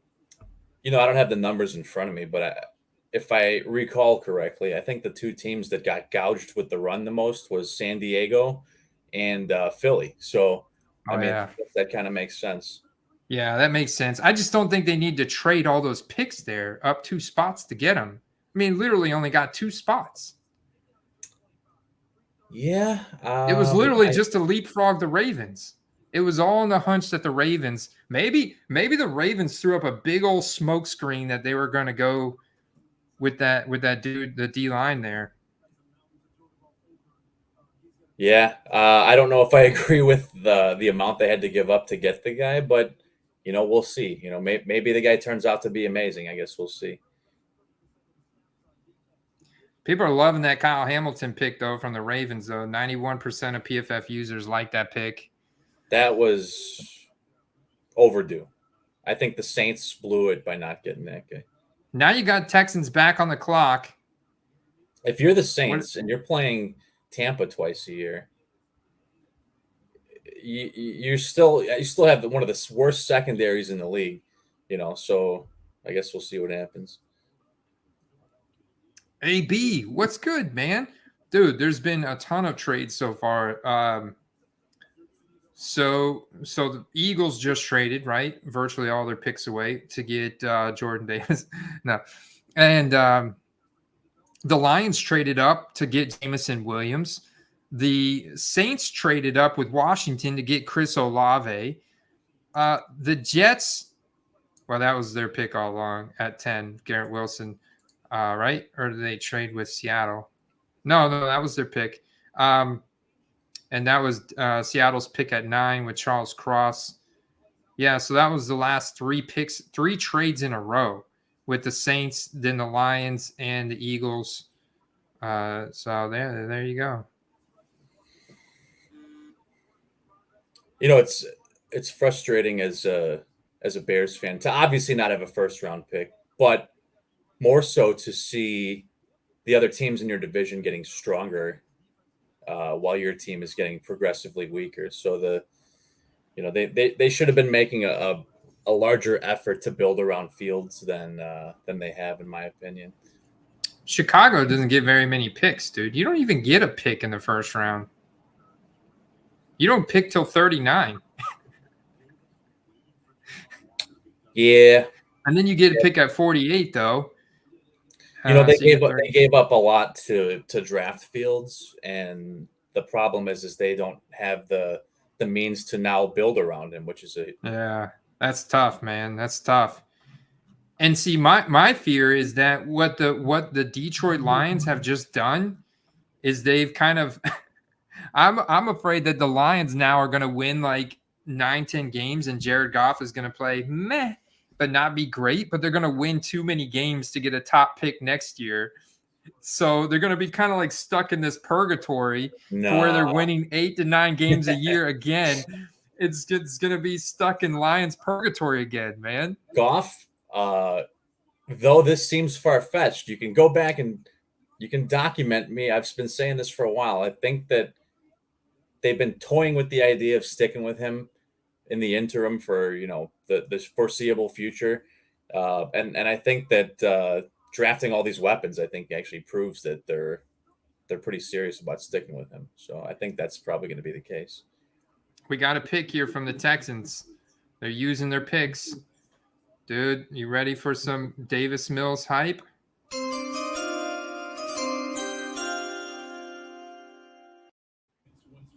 I gotta scroll to find this guy. Did they reach? Did they reach? They reached, man. I think they reached. I'm struggling to find this guy. Where is he it at? A kicker? No, they picked Texas A&M offensive lineman Kenyon Green. Homegrown talent. Yeah, very true. Very true. The thing is, I'm trying to find this cat. What's the last name? Kenyon Green. All right, there he is. Oh, there we go. He's already he's already showing up on the roster for the Texans. That was cool. He was already showing up, so that's why. Maybe he's let's see what 5-star recruits, so maybe it's not so much of a reach here. Apparently, this cat started in 4 different offensive lineman positions, and he could be an immediate plug and play. Yeah, 3 different positions: right guard, left tackle, 3 consecutive weeks. Only 3 pressures allowed over final 7 games in 2021. 5-star recruit, 6'4", 323, 21 years old. That's a good pick. Texans need that. Like, they absolutely need this. Hey, if Davis Mills hype, right? I was just gonna say, if you're buying into Davis Mills, you gotta love this pick. We got a big trade, brother.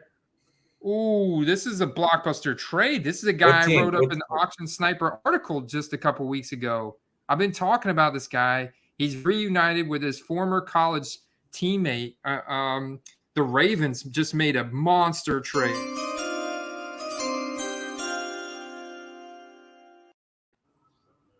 According to Field Yates, who's on the scene, the Ravens are trading former first-round wide receiver Marquise Hollywood Brown to the Arizona Cardinals. Ooh, son. That is big. And you know what? I should maybe go adjust some of the prices on mine right now, because that's huge, man. I got a couple of nice cards of his up on eBay. Wow. Okay, so immediate stock increase for Rashad Bateman, right? I mean, immediate stock increase for Rashad Bateman. What are the Ravens going to do now in the draft? Do they go for some more speed? Do we go for a Sky Moore? I mean, I really like Sky Moore. There's also there's a couple more out there. That in the first round, it kind of confirms my suspicion with Rondale Moore, and that's last year the coaches they yanked him off the field a couple times. They were not seeing things that they liked, and I don't know if it was blocking, pass coverage. I don't know what it was, if he was running the wrong routes or what it was, but that's a big move, and that helps everyone on that offense. Who are you talking about? Rondale Moore? Yeah.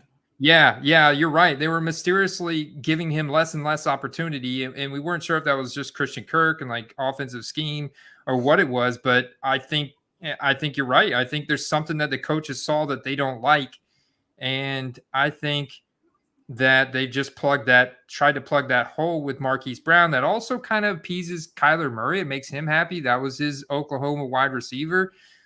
Ooh, man, this is interesting. This is immediate, dude, Rashad Bateman, I think, becomes the man now next to Mark Andrews in Baltimore. I talked to Raven about this one night that I said, what the Ravens really need is they need the next Derek Mason. They need just a reliable guy that can show up every week and move the chains for them. And I think that, he's only a rookie this year, but Bateman could be that guy, and I think that a lot of people would agree with that. The Ravens will now use 22 personnel as their base offense. Wow, things are flying. The Commanders pick is in. The Commanders pick. Wow, dude. So this is wild because we've now got 5 wide receivers taken in the first 16 picks. Jahan Dodson from Penn State.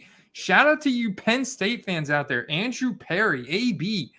What other Penn State fans out there? But I've watched this guy's film a couple times. He's a guy who could have came out last year but didn't because of COVID. This guy has got incredibly sticky hands. He's another really, really good wide receiver I'm excited about. He's getting some serious draft capital here. Incredible pick by the Commanders. I had a feeling the Commanders were going to pick somebody only because Terry McLaurin is demanding a big paycheck after this year. His rookie contract's about to expire. He's demanding a big paycheck. So this is their future plan here, Jahan Dotson. Are people going to get excited about Carson Wentz now? Is his stock going to go up into September? The only people excited about Carson Wentz apparently were the front office of the Commanders.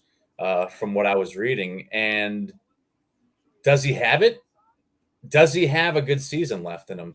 Or will he somehow roll both ankles simultaneously and somehow make an injury anomaly happen again? I guess we'll find out.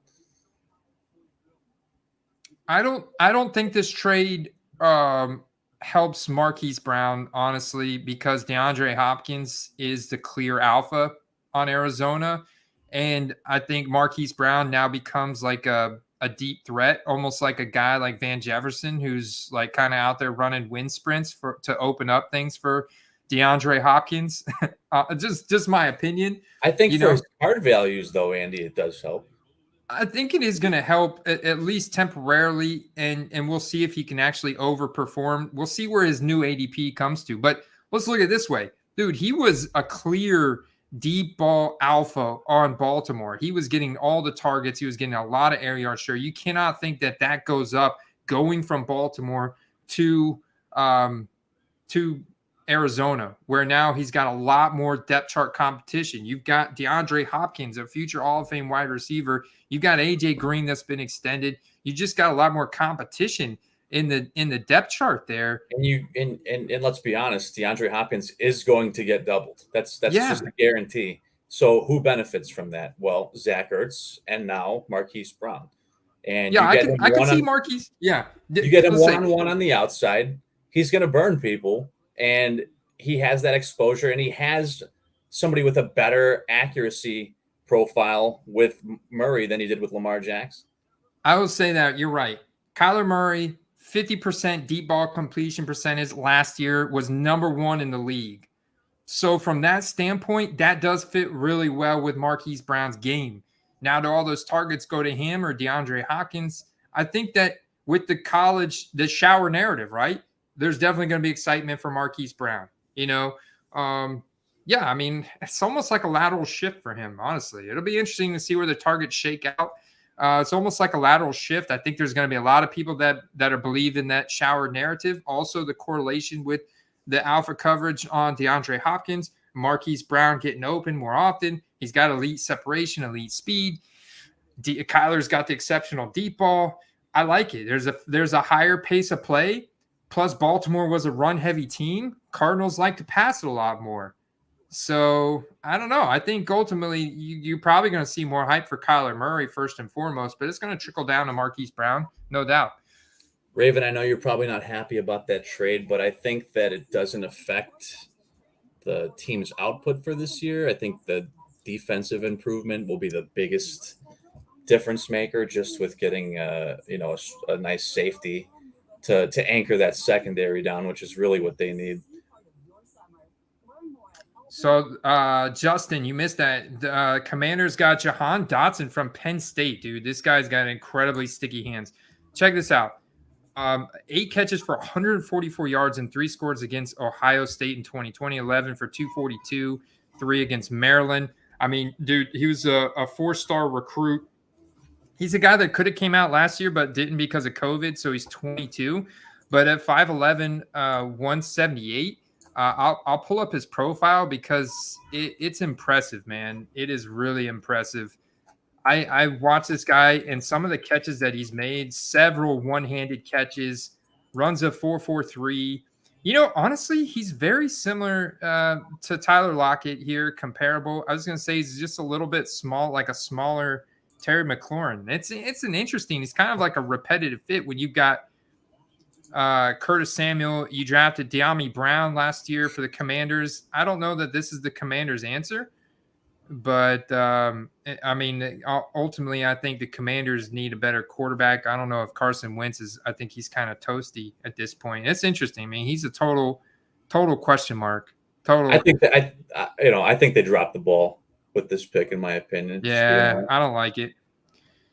I think they could have been better, better pick. I think they think their defense is better than it is. Well, they had some guys really step up on that defense last year with Chase Young being out. So their defense is pretty good, but I think that they just had other needs that they could have filled. When it comes down to it, oh my God. Oh, this is the biggest trade that I've seen. This is a massive trade, dude. I like where this is going, Andy. Filthy, hold on to your freaking pants right now.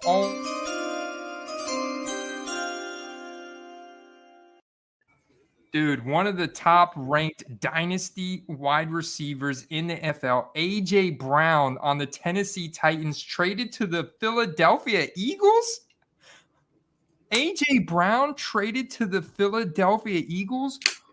What the hell is going on here? So, yeah, remember when they said that he's untradeable?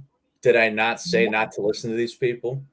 What the hell is going on here? Jalen Hurts. Hashtag invest. Hashtag Jalen Hurts invest. Oh, dude, I've got a nice collection over here. I'm ready for it. If my rookie ticket auto that I have up doesn't sell tonight, I don't know when it's going to sell, but it should. I've been holding Jalen Hurts for like a year and a half. I might have to go up my prices. Oh my gosh, dude, this is an insane trade. Dude, the Philadelphia Eagles. The Eagles are trading number 18 overall and a 3rd-round pick to the Titans.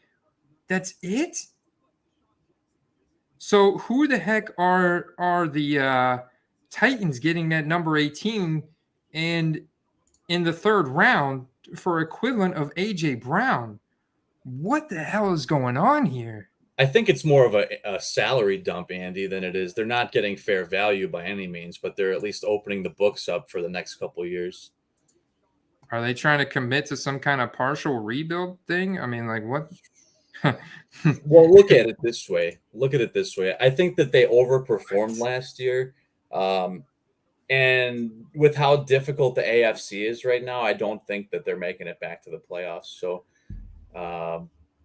yeah, that's probably the smart thing. Could they have gotten more? I think if they hadn't waited till draft night, they could have gotten more for such a good player. But wow, man, Jalen Hurts, I've been saying Jalen Hurts. AJ Brown and Jalen Hurts were working out together last week, apparently. And Jalen Hurts has been working on his passing game all offseason. So, let's not forget, I plugged this a few weeks ago. Josh Allen, his first 2 years was not a good passer either. And he's incredible now. So it can happen. Players can make that leap. The analytic-driven Chargers wasted no time with their pick. Zion Johnson.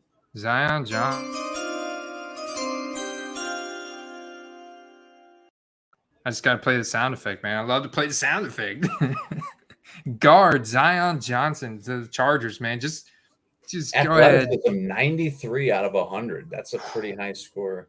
Dude, are the Chargers not the best now? Like, they look like the best roster in the NFL. I mean, especially when you think about the fact you've got Justin Herbert on a freaking rookie contract for what, the next 3 years? Are you kidding me? Teams that are smart with their payroll know that that's when you have to win. Because when you start paying Justin Herbert money, the rest of your team suffers, right? So, yeah, they're doing it right. 84.4 PFF run block grade. That's pretty big. More protection for Austin Justin Herbert. Eckler, baby. He's going to have a nice year. Not that he didn't already last year, but more protection for Herbert. 6'3", 312 from Boston College. Very nice. Only one pressure on 46 pass blocking snaps versus vaunted Clemson defensive line in 2021. It looks like just a happy guy, man. Yeah, he does. So happy. I'd be happy to be going to San Diego too. He's ready to keep some dude. And you know what Carter said? Justin Herbert takes care of his O-line, man. You went to the good place, Zion. I still can't believe this A.J. Brown trade. This is insane. Yeah, dude. Justin Herbert stock. There's no way. San Diego. Yeah, that's where they used to be, Nicholas. Nice. Force of habit. I think you're good. I think you're good with Hollywood. I mean, I think the whole shower narrative and the deep ball accuracy of Kyler is going to ring true here. And think about this. They're a team that's likely to make the playoffs, likely to be in some really good primetime scenarios. And we could easily see Kyler light up Hollywood for 60-yard touchdown here, 70-yard touchdown here, game winner for 70 yards. And it's like, boom, Marquise Brown goes to – I think he's really been devalued, especially in the card market, ever since September 2020 because the Baltimore Ravens are such a run-heavy, run-first team, man. And you know that with them being Baltimore as a franchise has been around a long, long time, but Baltimore Ravens as a franchise, not so long. So they don't have that like deep-rooted fan base like you have with the Packers, the Bears, the Patriots.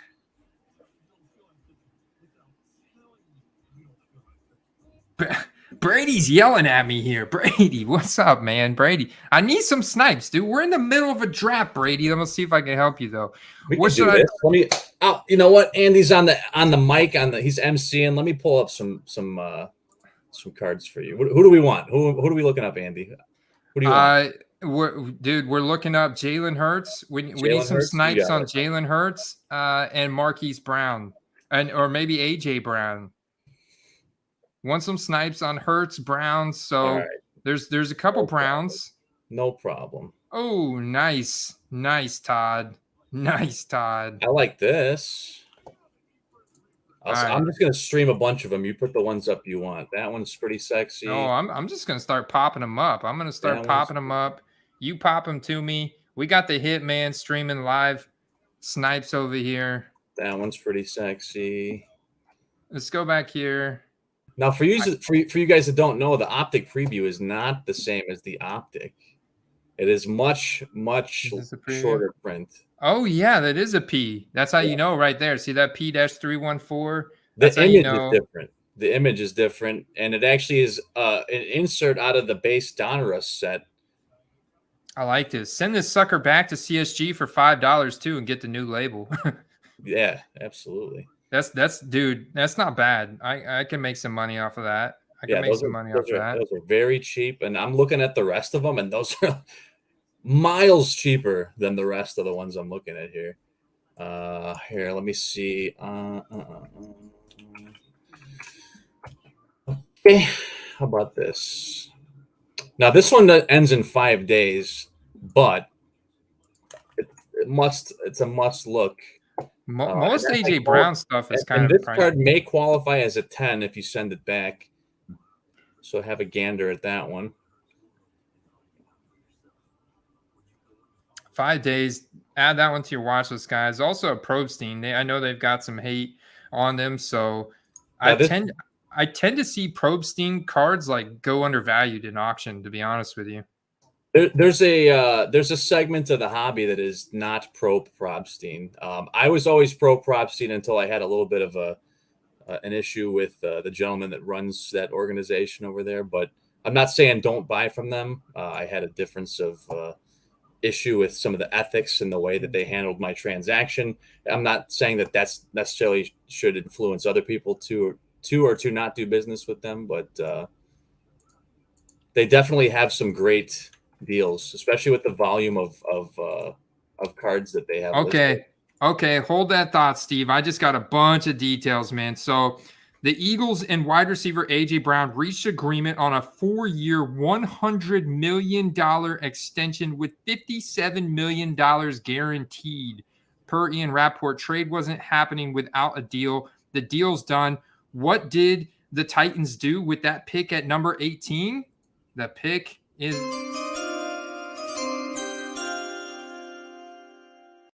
Shout out to my man Carter the Power here. His favorite wide receiver in the draft here, Treylon Burks from Arkansas, the man with the massive 4XL size hands and elite. Like, this guy was clocked at 22 miles per hour. So this is a big dude. This guy is explosive. Now, he didn't have a crazy 40-yard dash, but I really like Treylon Burks. And I thought for a lot of time he was going to go to the Cowboys. Obviously, the Eagles and the Titans had this whole little deal going on here. Crazy deal. Wild. So, wow, the Titans trade A.J. Brown. Massive contract with Philadelphia. $100 million, $57 million guaranteed. Treylon Burks goes to the Titans. I got to say, Tennessee, I think that's a brilliant move. Brilliant move. I like Treylon Burks. I'm not gonna lie. I mean, he's the dude on the cover of the Player Profiler 2022 Rookie Guide. I really liked. Look at his college target share at Arizona, 92nd percentile, 31.3%. Like I said, 4.55, but this is deceptive right here. Look at his speed score at 100.6. I honestly think he's faster than this. His top end speed, 22 miles per hour. I mean, I watched his film the other night. He was burning guys, dude. He was burning guys. Like he was breaking away from guys. This guy's incredibly tough. Talk about yards after catch, 90th percentile arm length. His hand size is massive, 6'2", 224, college dominator. I mean, everything's just crazy. He's 22, but that was another guy who didn't come out because of COVID. I really like Treylon Burks. I mean, I think he's got potential to be absolutely dominant. That just tells you, though, what their hopes for this guy is. You know, they think that he's A.J. Brown in the realm. He's somewhere in the realm of A.J. Brown. If you can just get rid of A.J. Brown to bring in this guy. Yeah, he's the rookie A.J. Brown for them, obviously. So they didn't want to have to pay A.J. Brown, much like the Terry McLaurin scenario that we saw with the Commanders. However, the Commanders went with Jahan Dodson, which they could have gone Treylon Burks. I don't know what see. That's why we don't like the command. I don't like the Commanders pick. The Dodson. I was reading about they were trying to compare him to Darnell Mooney. Now, I don't know if I'm buying that, I but kind of like that. I kind of dig that. No, Jahan Dotson's got incredible speed, route running. The guy's got incredibly sticky hands, and I really liked his film. Like he was electric, dude. He made some really good catches, like I've seen Darnell Mooney, but I still think Treylon Burks is a better like overall like yards after catch. Target just gonna win against man coverage, contested catches, size, speed, the whole package, like the complete package. Like he's a guy you could put anywhere on the field, and he's just a freak athlete. All right, let's see who's up next. New Orleans, right? Yeah, let's see. Wow, Treylon Burks, Tennessee, crazy. Oh, New Orleans actually picked. They picked. The pick is in.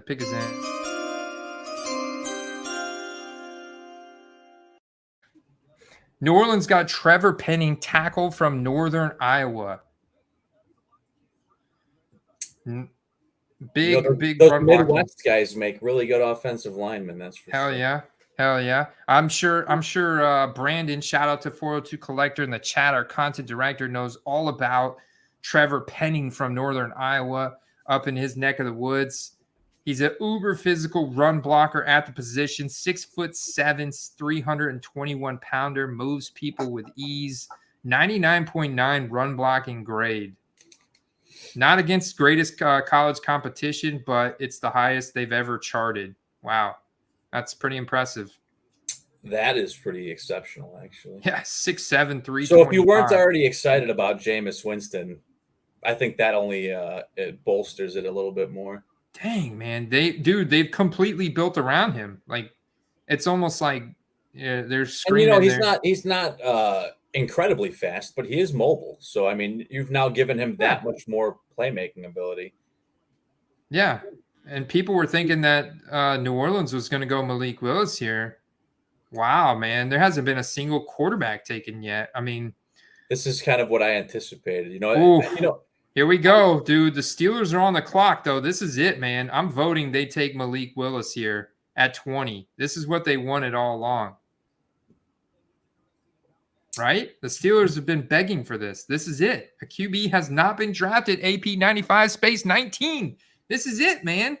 This is honestly, it, dude. I think that a lot of actual scouts saw the QBs as second day picks. But if you think about it, what have they been really talking about over the last few weeks? A few months ago, we were all saying there's no QBs in this draft to get excited about, right? But all of a sudden they started talking QB over the last few weeks. And why would they do that? Naturally, because they want people to get excited about the draft. So I'm not saying these guys don't have potential, but they're not. I don't think any of them are day one picks. I always thought Malik Willis was, even though he went to a small school at Liberty, he was absolutely dominant. Like he actually committed, right? Got a scholarship to Auburn University, which is a prestigious school in Alabama. And what happened was Bo Nix, who was a 5-star high school recruit, also came out, and his dad went to Auburn, broke records at Auburn in the 90s. And so his dad was basically a legendary Auburn quarterback close to the program and said, no, you guys got to start my son. And people close to the program were saying Malik Willis looked better than Bo Nix all throughout the spring and the summer programs and everything. But because Pat Nix had so many ties to Greg Malzahn, the head coach at Auburn, they decided to start his son over Malik Willis. And they did okay. Bo Nix actually got SEC Freshman of the Year. They won like a smaller bowl game. But the next year, they got even worse. And they lost at the end, and Greg Malzahn got fired, went to UCF. Malik Willis said, deuces. That year that he didn't get started in 2020, he said deuces. He went out to Liberty to where he could start. And, the rest is history. He was dominant at Liberty, just in a much smaller division. So I think that Malik Willis is actually good. Like, I think that I've heard guys compare him to a right-handed Mike Vick. And, like, when you watch his tape, he's got the ability to throw a 60-yard pass off balance at the same time, lateral and straight line mobility, like crazy mobility. You know, I could be wrong, but I see him as like a great tape quarterback. I can't believe this. Dude, they went, oh my God.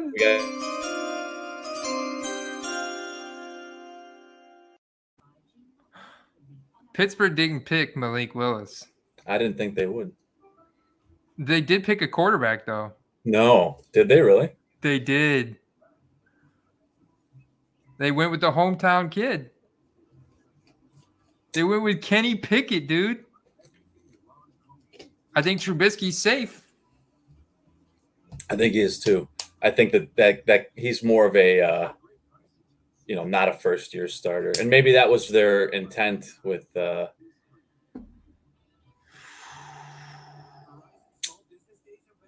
So Kenny Pickett would never be who Kenny Pickett is today if it wasn't for COVID and opt-outs. And so Kenny Pickett came on the scene in 2020 because of that. And he did not earn a single sub-70 grade from PFF all year. He managed only 10 big-time throws in 2020. He totaled 29 in 2021. In his fourth year as a starter, Pickett looked decidedly different.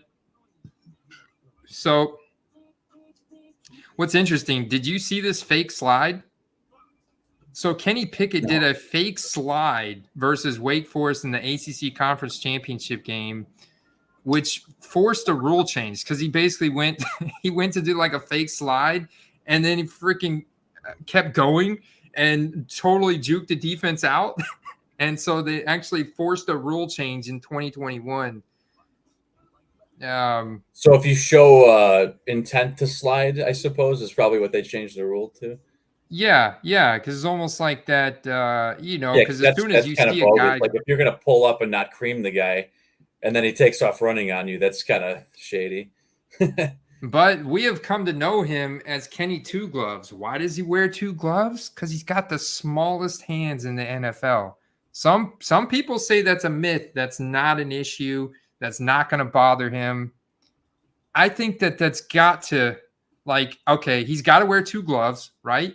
But there's got to be some kind of effect on the amount of spin and velocity that he could put on the ball. Maybe he's got like really strong grip. I don't know. Who knows?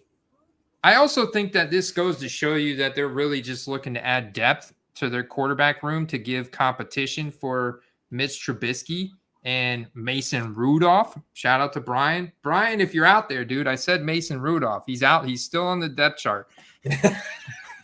That's his boy, man. That's his boy. That's his boy. No. We love you, Brian. You're a good man. But I think that this is ultimately to bring in competition. Like if Kenny Pickett, like hometown hero, he's got the story, great kid. Unbelievable that he's the first quarterback taken off the board. I'm shocked. I feel like I'm shocked. And I'm not saying the guy can't be good in the league or even a good fit for that offense, but I think that maybe that pick was an appeasement for the fans. Maybe. I don't know. Maybe. But, and the best available, like you look at it, dude, they need offensive linemen, dude. That O-line in Pittsburgh. Yeah, that's to me the part I don't get. I mean, yeah, did Najee Harris look like, borderline best running back in the league with one of the worst O-lines? Like maybe you wouldn't have to give the guy the ball 35 times a game to get the same production if they had an O-line. So, yeah, I think that they may have dropped the ball on that one and not going O-line there. That blows my mind. That they just went Kenny Pickett over Bernhard Raymond, ranked number 18 overall, ranked number 4 in his position out there. Tyler Smith from Tulsa. Abraham Lucas, which now we're dipping into the second round of offensive lineman grades here. But you got this guy at total value, Bernhard Raymond, that they totally passed up on. They passed up on Malik Willis. They passed up on... if we were to look at, I'm looking at all. Okay, they passed up on George Karlaftis still out there. Trent McDuffie at corner. Like, what do they act like they don't have enough depth on their defense as well? Devin Lloyd from Utah. Devontae Wyatt on Georgia. Tyler Linderbaum, the center. Like, how could you not go Tyler Linderbaum there, dude? The highest graded center in both 2020 and 2021. Yeah, what Bob said in the chat is what I was saying a couple weeks ago too. You know, everyone talks about how great next year's draft is going to be for QBs and stuff like that. You already just paid Trubisky. You know, why wouldn't you build your lineup a little bit, and then you have a full year to evaluate yourself at the QB position, and then you maybe put yourself in a position to take a QB next year. Wow. And I definitely don't think tight end because they just took Pat Freiermuth last year. Hey, are you ready to get excited about Jalen Hurts and A.J. Brown again? Can we revisit that excitement in the midst of another receiver off the board? No. But check this stat. Check this stat, dude. Get this. A.J. Brown had 970 receiving yards on intermediate passes in his last 2 seasons. That's second most in the NFL. Jalen Hurts had an 85 PFF grade throwing intermediate routes last season. That's the 10th best in the NFL. It's almost like they knew that. That's it, man. I think they knew it. Hey, what did the user reviews say on the Pickett draft pick? What was the score that they gave? Let's see. Did you like this pick? No. 41% of PFF users like this pick. That's kind of what I thought. It seemed like a waste pick, in my opinion. They ultimately liked Malik Willis. You know, that would have been a good opportunity for them. They could have traded up and taken the cat that the Saints took, who's like seems like an exceptional, like maybe like a generational talent at line, instead of with like a guy that could be a starter in the league. Oh, man, I cannot believe they just took Kenny Pickett at number 20 overall ahead of Malik Willis. That's shocking, dude. This is the most shocking pick of the draft so far. Not to mention the trades. Like that A.J. Brown trade to the Eagles is insane. That's more mind-blowing than than Marquise Hollywood Brown to the Cardinals. I mean, my favorite moment of this draft so far is already that trade. Absolutely. Wow. Yeah, I hate people not pick. You know what the crazy thing is about this too, Justin, is I message these people and I'm like, hey, can you send me a pic of the back of the card? And they just either ignore me or they say no. Like flat out. They're like a card shop that literally doesn't even want to take the time to take the back of the card. And I'm just like, now let me ask you this question. That's obviously very important to see both sides of the card for a raw card. But if the card was in a PSA slab, would you be as concerned about seeing the back of the card? No. I agree. I wouldn't. What do the Patriots do here, man? They obviously have wide receiver need. You still got Sky Moore out there. I really like Sky Moore. If we're talking best available overall, and what the Patriots need, they need edge rushers, linebackers, corners. They need a lot of defensive help, man. I think they got to go set. I mean, they need a defensive back pretty bad. Or do they trade? Another trade. I guess I can't play the pick is in with the trade, right? I should wait. Guess who's on the clock, man? Who traded up? Just a few spots. Not a whole lot of spots, but they traded up. They're a team not Dallas. They're a team we talked about at the beginning, because they felt they had only 18 guys on their board, and they were destined to trade up. They've been talking about trading up all week. I thought they would trade up more than this, but they're trading up here 7 spots. The Kansas City Chiefs. Okay. The Chiefs just traded up. They're on the clock, and now pick number 21. Yeah, dude, they got to get McDuffie, right? No more Tyrann Mathieu. They can't afford him no more. They can't afford him, man. They I mean, I think a lot of teams are. I think that Matthew's probably waiting until after the draft to sign, because there's going to be teams that are left with a brutal secondary, and you know what? Maybe that would be a good fit for like Baltimore. You know, they go George Karlaftis from Purdue here, which was, I mean, ranked number 3 overall at edge rusher in his position.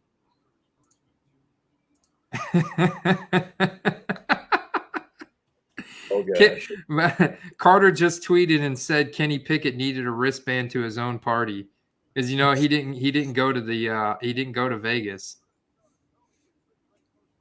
He he said, check mark, show off those 8.5 inches. Oh. My kind of guy. He said, my kind of guy. All right, so Patriots traded back. The Chiefs are on the clock. You've got George Karlaftis out there who friggin' Georgia or Purdue. Oh, they did it. Justin, get Justin a beer, man. Get Justin a beer. He just won that pick.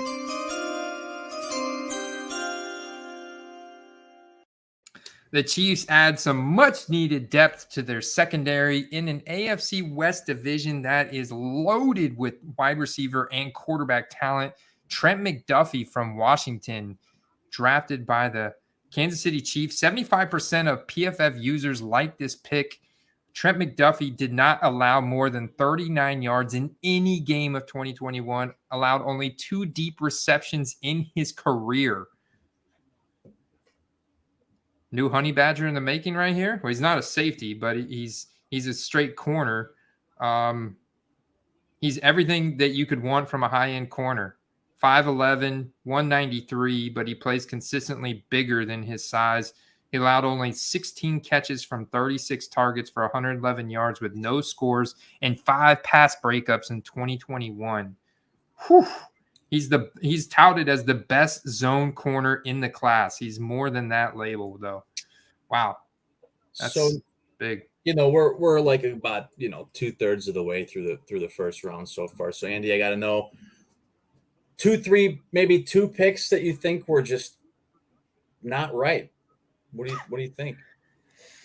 I mean, Pittsburgh was the most recent one. Yeah, the recent one. I feel like that was just a big ball drop. And I don't know, maybe even the first pick you could say was not correct either. But with Jacksonville needing so many player like skill positions,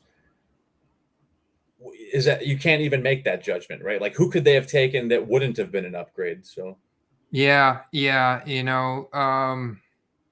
Washington, I don't know. It's going to be interesting. So if we look where Washington is picking now, let's see where because Washington traded, right? And they picked Jahan Dodson, who I like. Don't get me wrong, but I just don't know if that was the best pick for them in their division with everything that they're facing.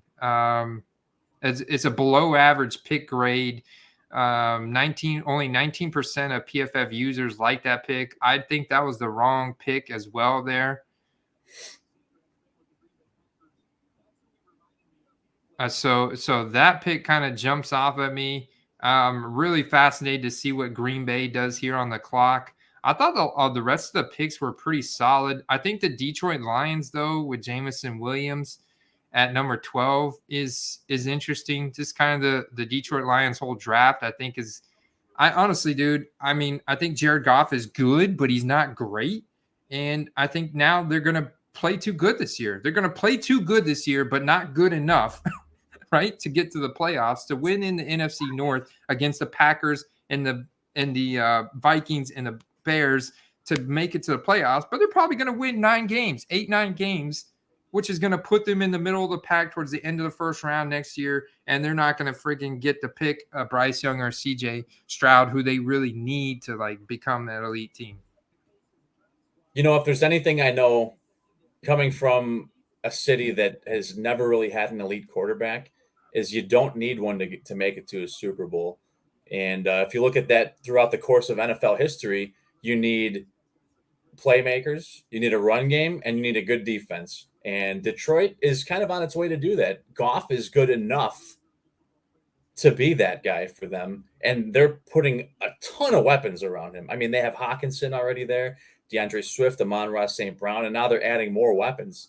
It's scary. And I've been saying this from a few weeks ago or even a few months ago. I think that they could contend for the division, and that's just going to be pretty big for them. I mean, if they're considering keeping Goff long-term, then they should just try to run the table next year and not worry about draft, where they're going to get players in next year's draft and just try to win now. The NFC is maybe as weak as it might ever be for the next several years. Wow. The Packers pivot here. No, I agree with you. And Goff has been in a Super Bowl with the Rams before, right? And he's a former number 1 overall draft pick, so he's got pedigree. I agree with you in the sense that if they build a really solid team all around him with good coaching and everything else, I think that, he could lead them there. I just don't think in the division that they're in that he's going to be good enough to kind of keep them in. I don't know, man. This is my opinion on Goff. I don't think he's good enough to contend with, the Packers and, the Cardinals and the Rams of the world, and the Bucks with the way the Bucks defense is. I mean, they're going to put pressure so fast in Goff's face, he's not going to know what's coming, And I get that's why by the time they get to Tampa Bay, they're in the playoffs already, right? If they're playing Tampa Bay, they're in the playoffs. That's what I'm saying. So, if they get to that level with Goff.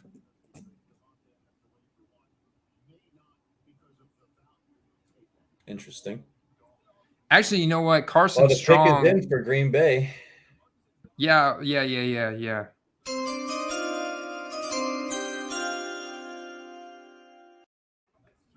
Never gets old, right? So Carson Strong was interesting. Carson Strong at one point last year was touted as the number 1 overall quarterback pick in this draft until he got injured. He got injured really bad, as Justin's saying here, but he has an incredible arm. So maybe they do get him late. Obviously, they've got more picks. So we got a trade. We got a trade happening.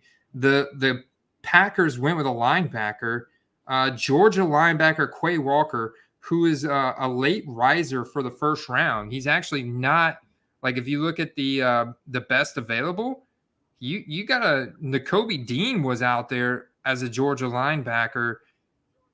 I mean, there was quite a few players out there before you get to this cat. They're saying he's a coverage. He can cover tight ends, so he's obviously got some speed. Downhill runner. Or did they already draft him? He looked real quick. Trent McDuffie, Quay Walker. Not a dude. A lot of people were hoping Green Bay would go Sky Moore there. Sky Moore is like, what's interesting? I watched Sky Moore's film and I instantly thought of DJ Moore, not even thinking that they had the same last name. But I kid you not. You watch Sky Moore's film, this guy's route running ability is impeccable, dude. His ability to release and create separation is incredible. And then you combine that, he's got incredible hands and really good speed, and he's shifty. I really like Sky Moore, his size. I think he's going to be a really good wide receiver in the NFL. I'm kind of surprised that they ranked on the PFF big board. They had this guy, Quay Walker, at 45. He's one of the best running it. But the thing with Green Bay is they take guys that they can develop, right? And they're really good at doing that. And they're one of the teams that has like the highest previous season roster retention next to the Patriots. So maybe this guy's not that guy just yet, but he's a guy that could be that guy in a year or two. And that's typically how Green Bay drafts. So I definitely think that there's some logic in this. Maybe they could have waited, or maybe they didn't want to risk waiting and let the guys start developing right away. So the Bills are on the clock. Well, they're done. The Bills have traded up with the Ravens. The Ravens have traded back with the Bills. The Bills are on the clock. Do we see the first running back taken here in Breece Hall? I'm voting the Bills. Oh, no, it's in. Kaiir Elam. Dude, this guy is really good. I'll say I did watch his film as well because I'm a Gators fan. Kaiir Elam, corner from Florida. Solid.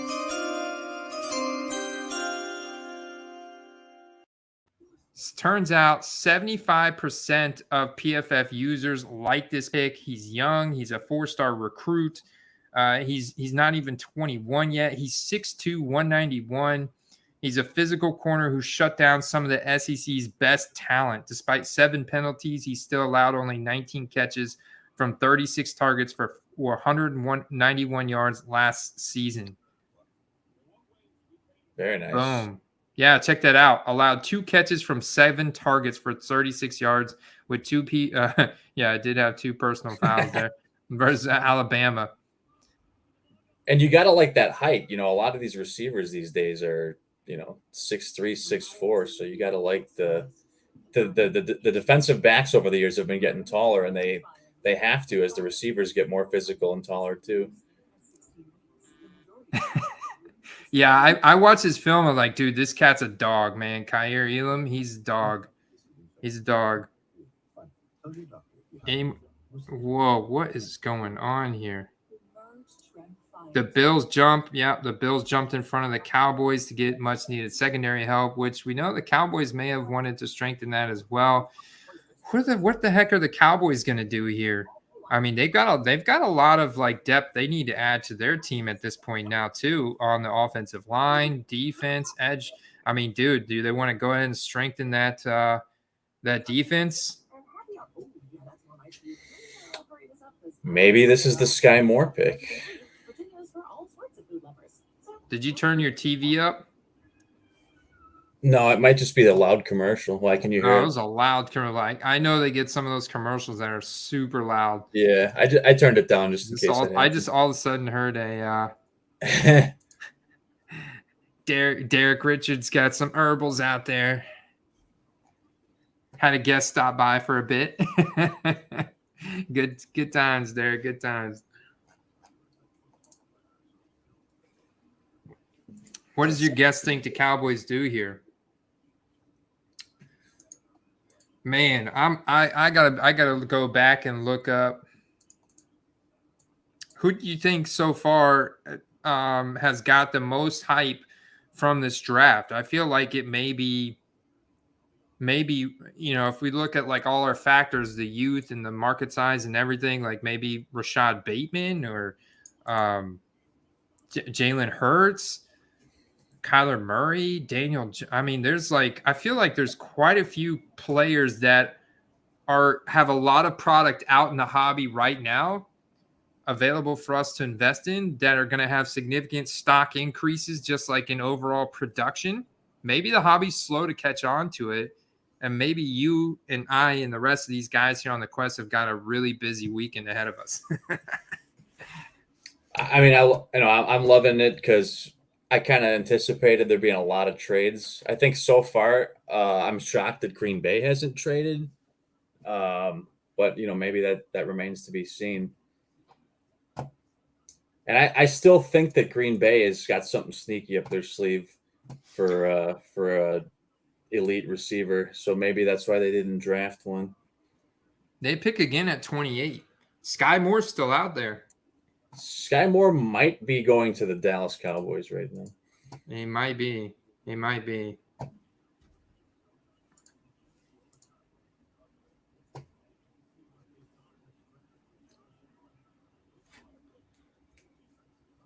Yeah, dude. I mean, there's been the dispensary, Derek. Dispensaries are the good times. Taco Bell commercial. So if that's the case, I mean, Devin Lloyd is still out there, man. Unbelievable. If you look at his ADP of around 15, Devin Lloyd from Utah still out there. Who is touted as maybe the best all-around linebacker in the class, blocks, blitz, tight ends at a high level. I think the Cowboys go defense here. There's too many defensive players out there still, unless maybe they go Tyler Linderbaum. He's still out there. Very interesting. I'm waiting for Sky Moore, George Pickens, and Malik Willis. I feel like if they're going to go the same route Pittsburgh did, just to appease the fans, they take a receiver because, there's probably a lot of people with a bad taste in their mouth from the Amari Cooper trade. That's true. I like this. What do you think the odds are of Mark Andrews repeating as the tight end 1? I feel like his odds only went up. Probably pretty good. I mean, he was already like the number 1 target on the team. Mm-hmm. And now they just traded away their number 2 target. So obviously Rashad Bateman soaks up some of those vacated targets, but ultimately I think that just solidifies Mark Andrews' status as the tight end 1. And don't forget, they got J.K. Dobbins coming back, who can soak up some of the receptions as well.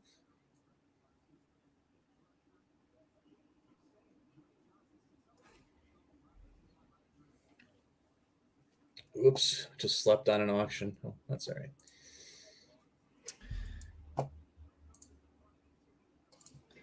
What's going on here? The Cowboys are on the clock, man. They're really contemplating this one. Let's see what can happen first. If I can get back from the bathroom before they make the next pick. Wait. You're going on your second bathroom break when I'm drinking beer.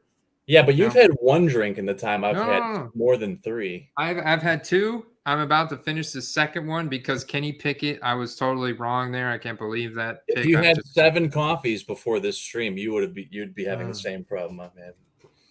Coffee does rent space like you would not believe. Coffee is a diuretic, sir. I'll be ready. It's a diuretic. Isn't beer a diuretic? No. Well, beer's not a diuretic, but see, the thing with beer is once you break the seal, then you're going pee like every 30, 45 minutes. But as long as you don't break the seal, you could potentially go 3-4 hours. I feel very confident right now that I will finish the rest of this first round, this live stream, without having to break the seal at all. Feel very confident in that. I don't feel like I have to pee at all right now. If I stand up, that might be a different story. But as long as I stay seated right here, we're just going to go ahead and pull up some eBay auctions. I don't know who you guys want to look at. I feel like if I'm looking at the draft board, I'm like licking my chops over my Jalen Hurts collection. I'm excited about Rashad Bateman. Mark Andrews, I might want to double dip this weekend on some Mark Andrews. I want to see what's going on with Jalen. Are people buying Jalen finally? Like, he's always lagged behind, man. He's always lagged behind. I'm going to go straight to the buy it nows. Let's check it out. Optic Callaway at $30. Are you freaking kidding me? Of course, that one sold tonight. The PSA 10 for 200. That's a 6X. So the PSA 10 gave that a 6X, but that was a buy it now. That was a bin.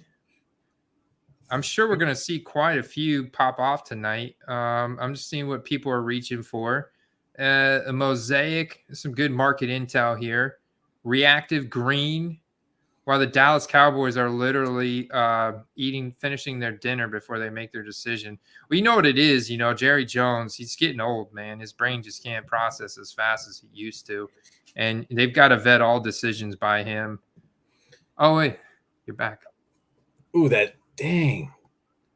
Somebody got that for $69 for that press proof. Oh, I thought you were talking about this checkerboard purple. No, that's nice too. But that press proof red. I thought that was an optic preview for a second. Never mind. You know what it is? I can't remember who told me this, but they said they like to do some auctions at like 420, 69, 69. This person did. Dude, that's all psychological, man. It's psychological. Like there's something like 69, 69, man. He got the PSA 10 red press proof there sold. So these are all today. Like these are all April 28th. Look at this clever mofo right here. But they did it at $1.95, but they listed their AJ Brown as Jalen Hurts in the description to get it under the Jalen Hurts. Wow, man. All right. We're seeing the increase. Like I'm still on today's transactions, probably all tonight, man, for Jalen Hurts. If you've been following, Jalen Hurts prices over the past few weeks, they've actually been going up quite a bit. They have been. Yeah, I was actually looking to potentially buy some more, and just because he's one of my favorite buy low quarterbacks, and I noticed that they were going up. They were going up. I'm like, dang it, man. I kind of missed my window. I was going to buy a rookie ticket auto, and I was thinking that they would get around $100. They never did, but they did get under 200. And now I suspect that's not going to ever happen again for the foreseeable future. I am just glad that I have a nice stack of Jalen's sitting right here in front of me. 175. I was going to say, I don't think I really saw them go under 200. Maybe they just went under 200.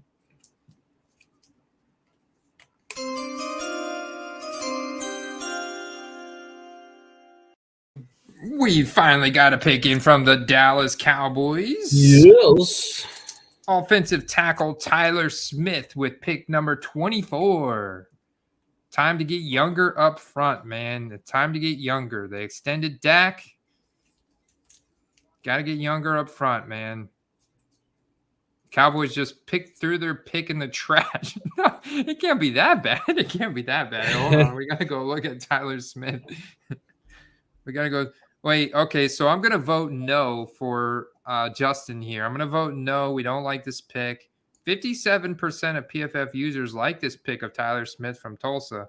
Let's see what he's.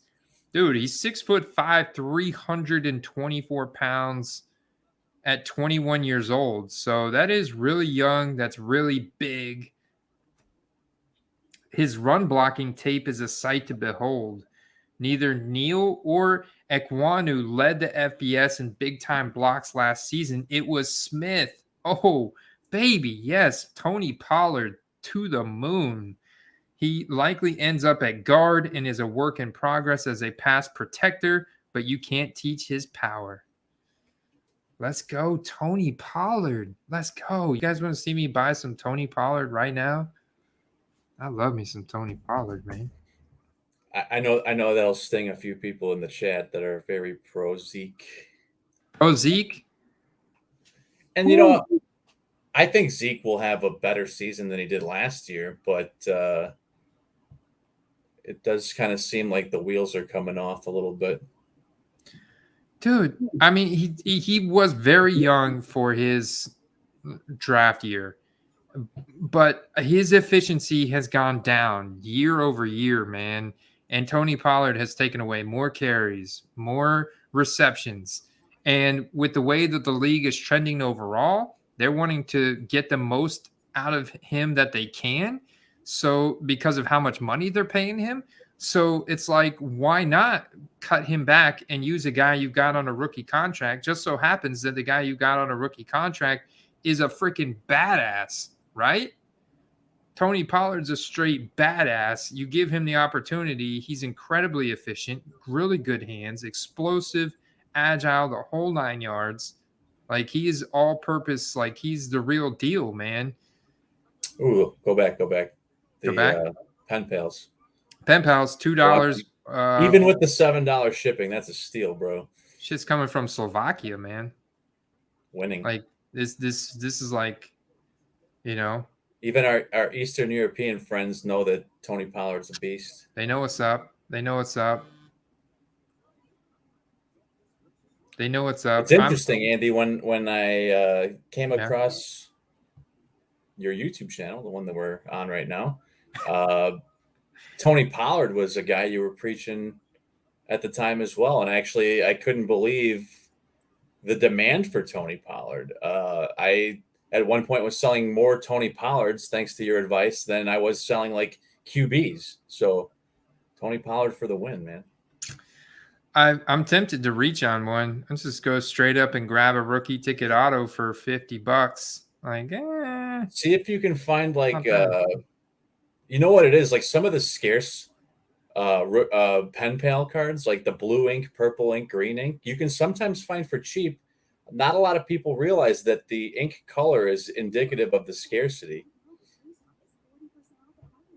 What do you think this cat will take for his Tony Pollard? He's not going to take. What wasn't there one a few rolls up for $45? Yeah, I was going to offer this cat something because this one up here is 45 plus 425, so I'm looking at 50. I don't think I can get this one for less. I was going to offer this guy 40 on this one. Yeah, I mean, it puts you almost at around the same price. Ooh, I do like me some optic. No helmet. I'm Well, that's pretty not sure an optic. That's a press. Or yeah. Cut me off. That's a sticker. Just a sticker auto. Kind of a sloppy auto for him too. That's a quick auto. Sign in a book of stickers. Does I believe he does, doesn't he? Does he have a select card? I believe he does. Let's see. That Phoenix is numbered out of 15, bro. Ooh, free shipping. Is that a color match, Andy? It kind of is. All right, so check it out. They don't put a color in the description, but it's definitely blue and black though. It's not a great photo. Like, I can take way better photo of the card than this. Like, you can tell here on the name, there's some silver in at least that part of it. And I guarantee you that this has got a shine to it as well. No, that's 100% a color match. And it's got, you're right, that they didn't use the lighting to their advantage in any way. And it's kind of blurry. Whiting on the bottom left corner there. Yeah, a little bit. He's been a little bit rough with it, putting it in his sleeves.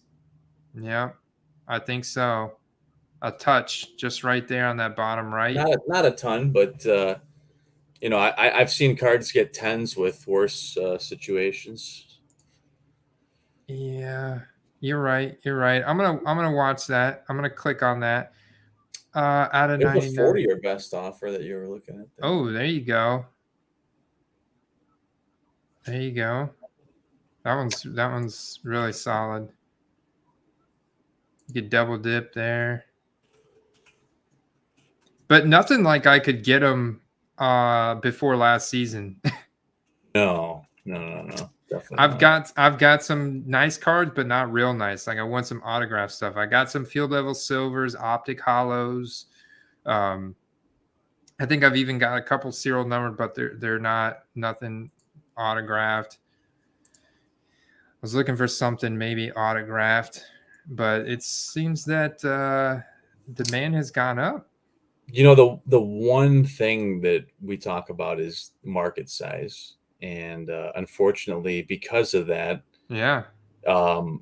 you're paying like a little more. There's no more like pre-hype on Tony Pollard. You know what I mean? Like his hype is built into his price already for the most part. That not to say that there isn't some room to grow, but I'll give you an example with a card I'm going to send you right now. Hold that thought. We got a pick in. A pick is in.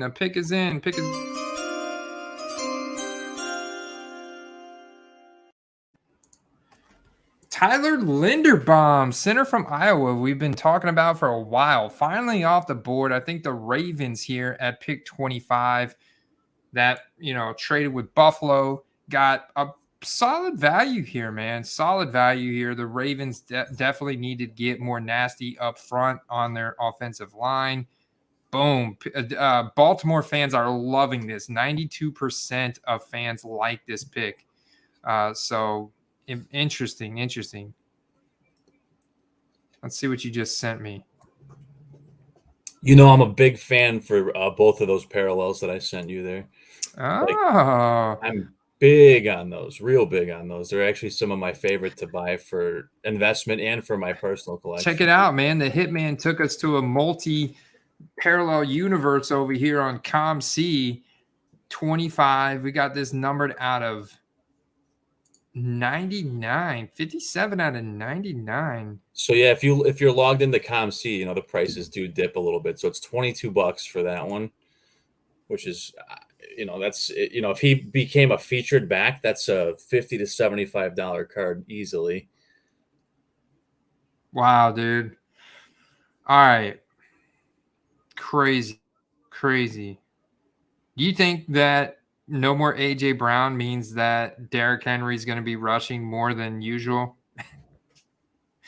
Oh man, I would be looking at whoever the backup for Tennessee's running back is, because Henry coming off of an injury, not to say that he can't bounce back, but they're going to need to spell him, and that's going to maybe give some exposure to a guy who may be invisible on another team. So obviously, Jalen Hurts, official QB1, his stock is going to rise. There's just no way. A.J. Brown's too freaking good.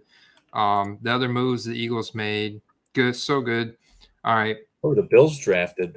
Massive rushing upside. Yeah, there's a trade. Jets are coming back up. They traded with the Titans for number 26. The Jets have traded back into the first round. Lamar is confused. Lamar Jackson. He's a trip. Let me see what this says. Lamar Jackson is confused. Lamar Jackson just tweeted 1 minute ago, WTF. Why? They just got him a center. Why would he be confused? Does he want him to just keep trading starters away? Oh, dude, Lamar Jackson. Correct. Did you know that Lamar Jackson does not have an agent? His agent is his mom. Did you know that? I did not know that. Yeah, dude, he's a trip. Talk about keeping it in the family. I mean, when he gets a contract, his mom gets some of the sauce, you know? Yeah, but he's going to be franchise tagged forever. I like when they asked him about when he wants to talk about his contract, and they're like, well, he'll come to us when he's ready. It doesn't sound like he's going to be ready. He's going to wait. Here we go. The Jets finally get their pick that they were potentially going to make bonehead at the beginning.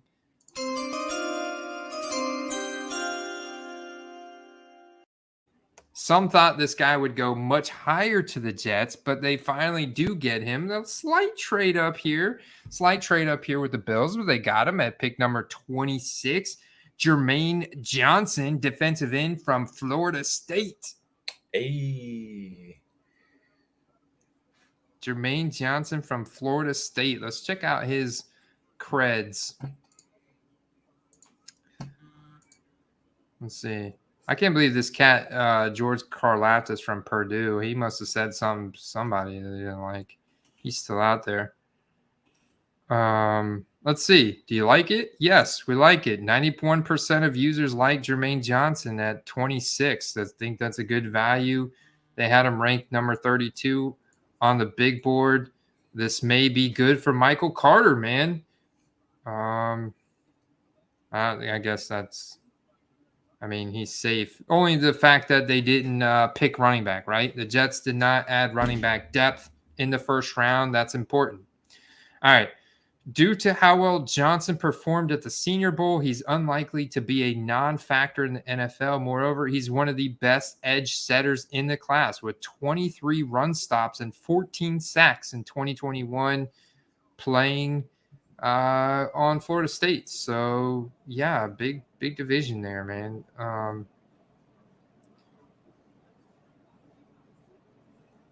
He benched 300 pounds at 15 years old.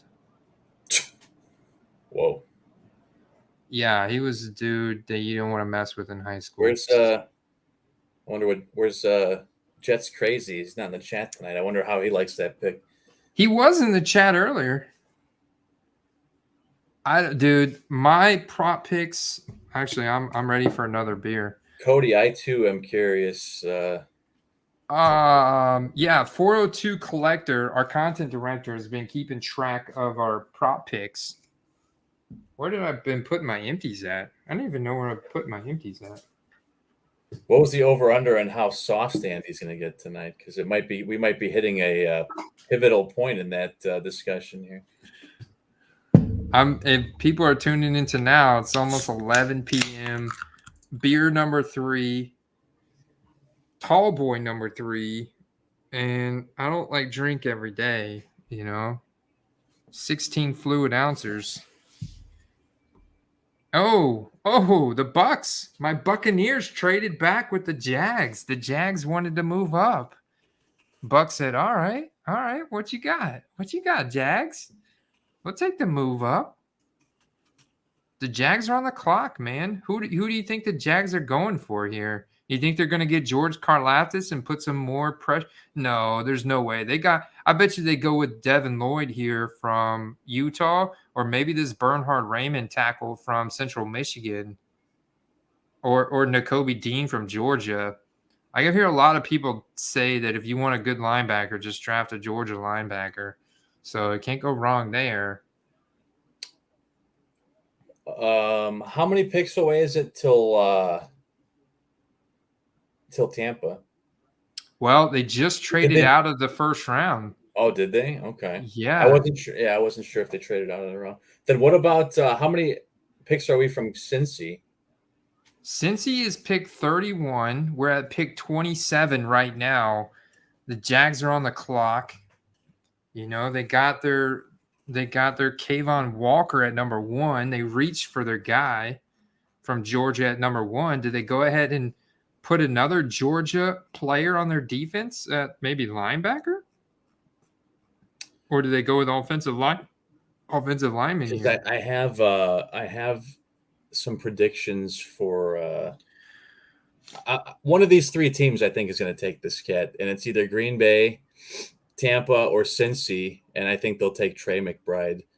And I'm hoping it's Cincy because that offense is just silly already, and you throw in a pass catcher of his caliber and at tight end. It's just you might as well just give them stamp their ticket to the Super Bowl a second year again at this point. Right? You're going to give all that offensive line help to Cincy and then allow them to continue to draft pass catchers. Oh, James coming in with the snipe hot on a Zach Wilson.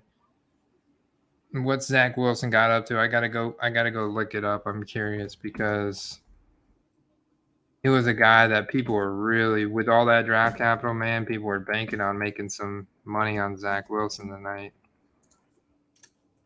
Think Packers go Pickens? Yeah, Pickens was a dog, man, before he got hurt. Pickens looked, I thought Atlanta might go Pickens because of the Georgia narrative and the fact he did kind of look like a Julio Jones light. Bro, that other Zach Wilson on the white countertop ended at 415. Is that the one that had the corner issue? Possible white corner, but also ended a half an hour later. This one ended right on the number 1 pick, the first pick from the Jets. Whoever scheduled that first ending time for that Zach Wilson, mad props, man. That was brilliant. Brilliant, yeah.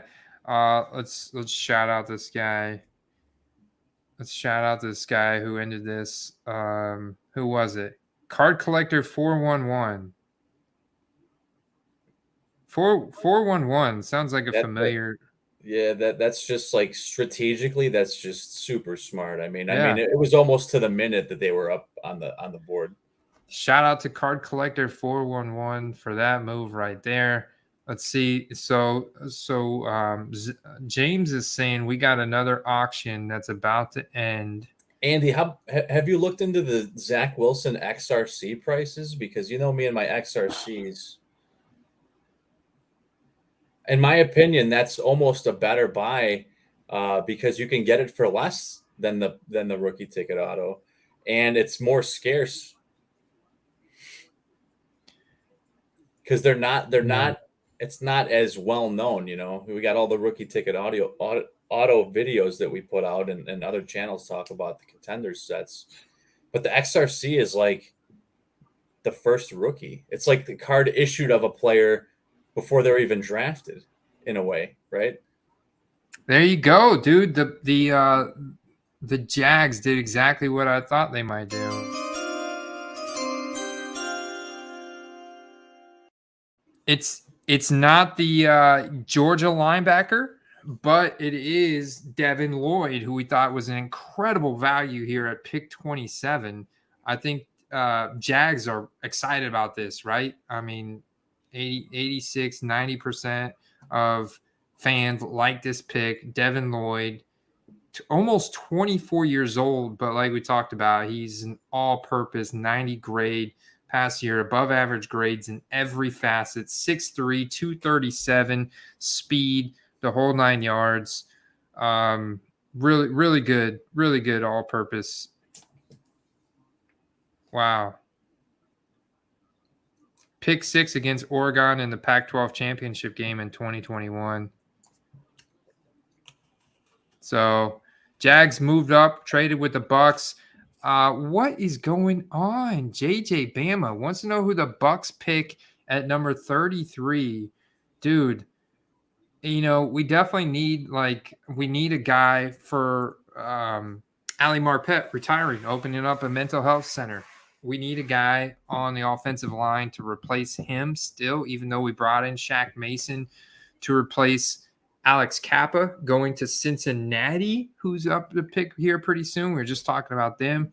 I think we also need more depth on the defense. I really believe the Buccaneers need to pick up somebody in the defensive secondary and maybe one more guy for the D line, like on the interior next to Vita Vea. Who are we going to do that with?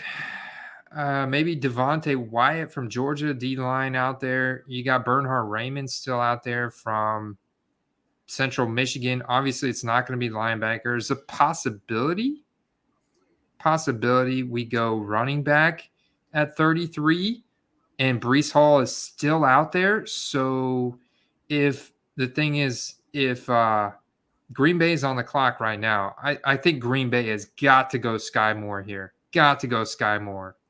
I'll tell you what, if they don't, and if they pull some kind of seemingly confusion drawing pick in a running back, I think that it's a foregone conclusion that they trade away one of their two running backs and try to make a move for a Debo or like a DK Metcalf. Wow.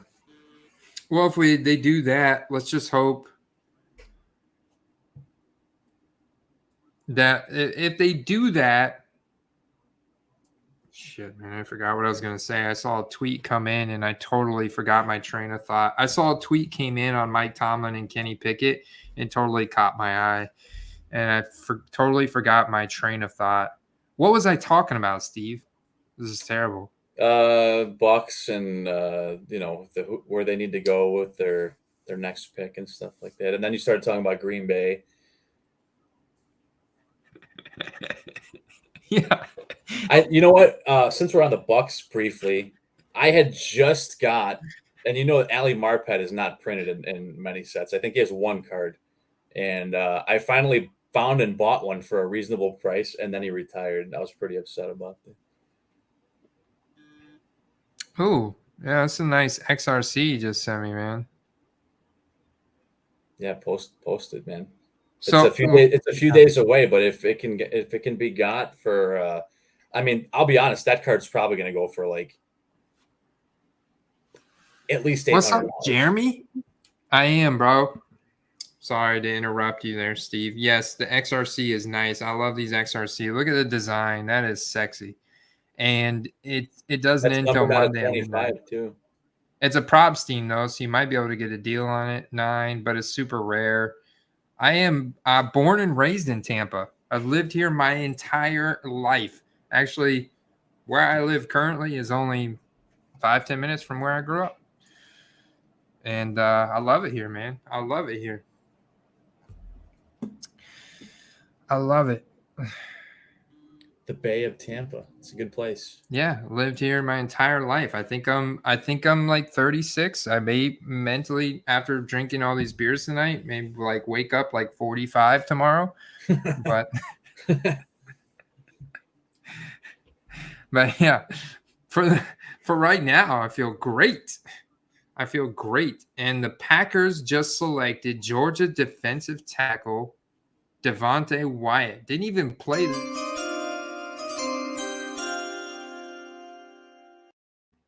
More defense coming to Green Bay with defensive tackle from Georgia, Devontae Wyatt. Wow. Green Bay pivoting, saying we didn't need Devontae Adams. How is the live so far behind? Devin Lloyd just walked on stage for Jacksonville. Wow. They're way behind, dude. Like friggin' Ari Mirov, man. Oh, I just let my secret source slip. Lightweight Andy. Crazy, Jason, that Green Bay has not selected. Oh, are you local, Jeremy? Yeah, man. I'm in Tampa. I'm going to some card shows here in the near future, too. I don't know what Wonder Water is. Never heard of that.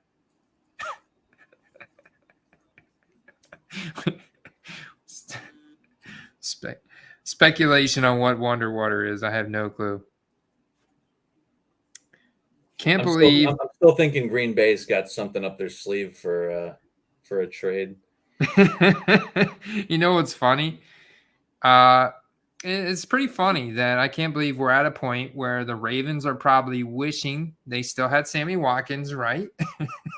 Now that they've gotten rid of Marquise Brown. And the Packers, on the other hand, are definitely starting Sammy Watkins. There's no doubt about it. The Sammy Watkins hype train continues, man. Sammy Watkins, when healthy, and that's a big if, is just fine. But he typically, what does he average? About 30% of the games that he's in. So it's like, yeah.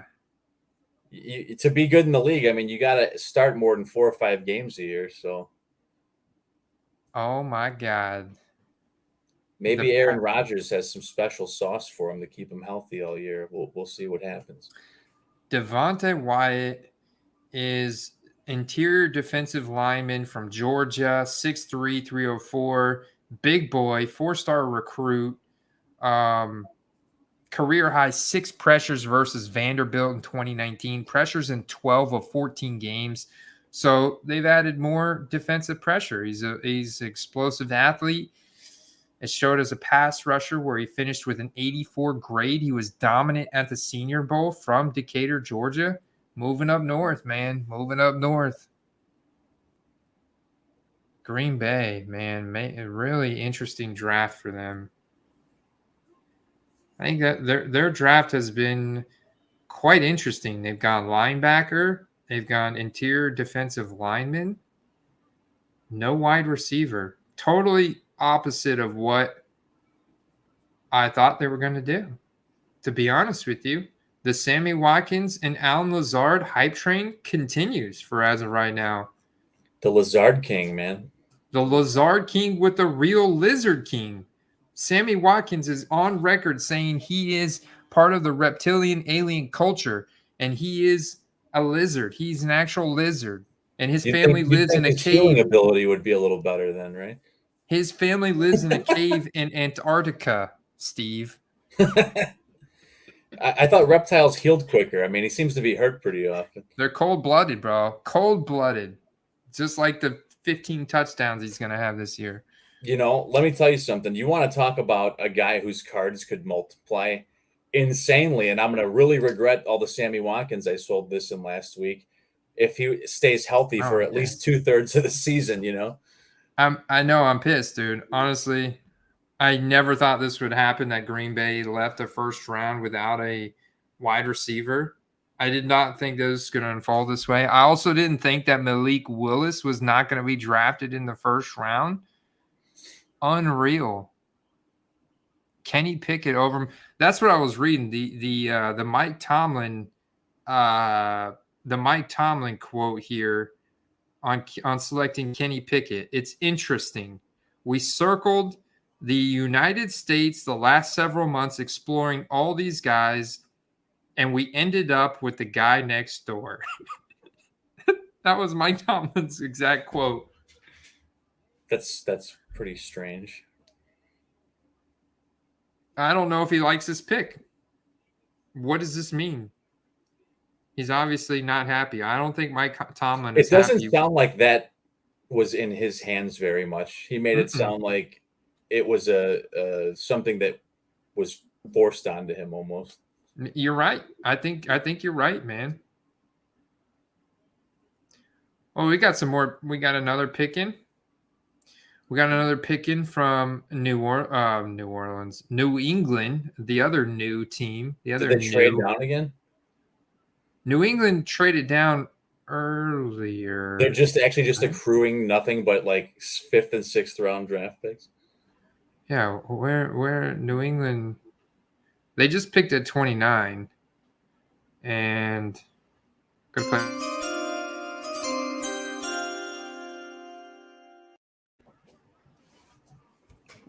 That went quick. All right. They picked Cole Strange, guard from Chattanooga. Hey, we're 3 hours and 14 minutes into this live stream, man. This is awesome. No, I appreciate you guys, all you guys out there for tuning in. Hit that like button. Andy, it only feels like it's been like an hour, man. It's just like I'm having a good time. I don't know about you guys. It's a twisty treat. All right. Tasty treat. I'm pretty sure. All right, JJ Bama. I'm pretty sure it's twisty treat. Twisty treat. Twisty treat. No, I'm having a great time, man. Hit that like button if you guys are having a good time out there, right? You're still waiting for the Green Bay pick on ESPN? We need to talk about your cable provider, Jason. Yeah, it's just now showing that the pick is in for Green Bay. And Goodell just got up to the podium. Well, if you guys want the secret resource, I could tell you, but then I'd have to kill you.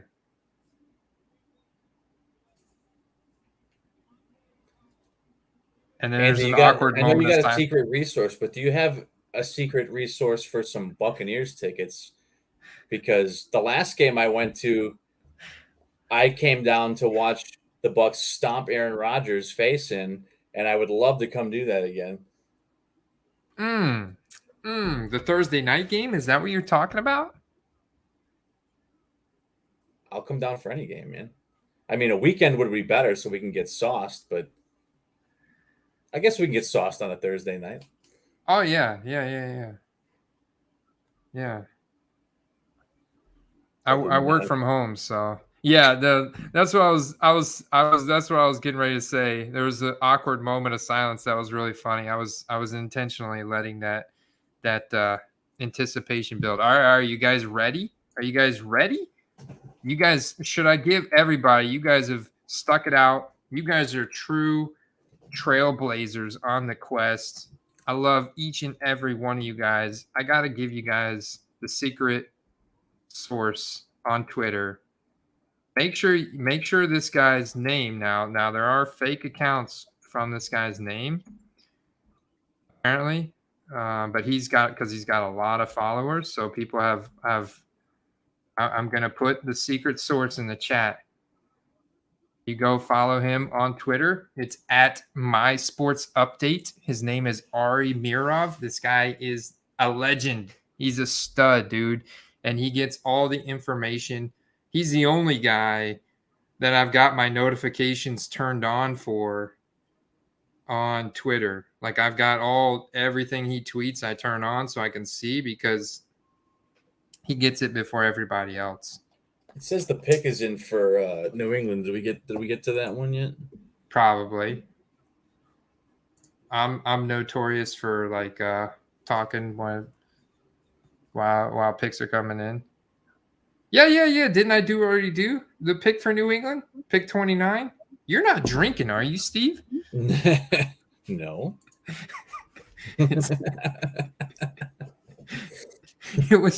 It was Cole's. Didn't I say it, or did I totally get interrupted while we were talking about I think it? You got sidetracked, and that confused me most likely. Wow. Okay, it's Cole Strange, the guard from Chattanooga, the Chattanooga Mocs. I never even heard of this team. Chattanooga, Tennessee, nice area of the country. It is. I've been there. He's 6'5", 307 pounds, though. Hey, Justin Has Tacos is now following me on Twitter. What's up, Justin?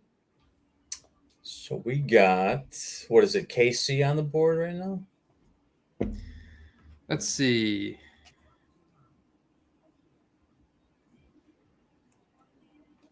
Yeah, Casey picked. They just too much value in this guy.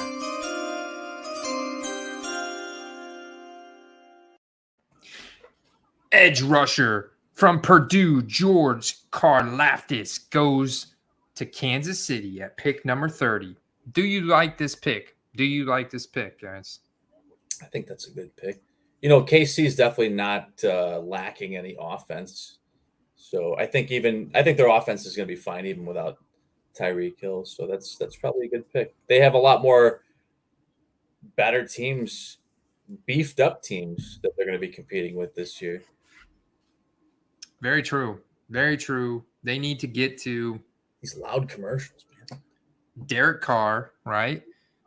Kind of immobile. Get to that guy quick. Put some pressure on him. Get back to all these other AFC guys. Joe Burrow. They couldn't really get to Joe Burrow quick enough. Not anything like what the Rams did, right? So they're watching that thinking, okay, we need more pressure there. I think that's a solid pick. I mean, obviously, a lot of people, say they need wide receiver depth, with the current depth chart there for the Kansas City Chiefs. Juju, Marquez Valdez-Scantling, I wonder, they drafted last year a wide receiver or two. I wonder if those guys might jump out of the void into relevance maybe this year, because there's going to be some targets to soak up.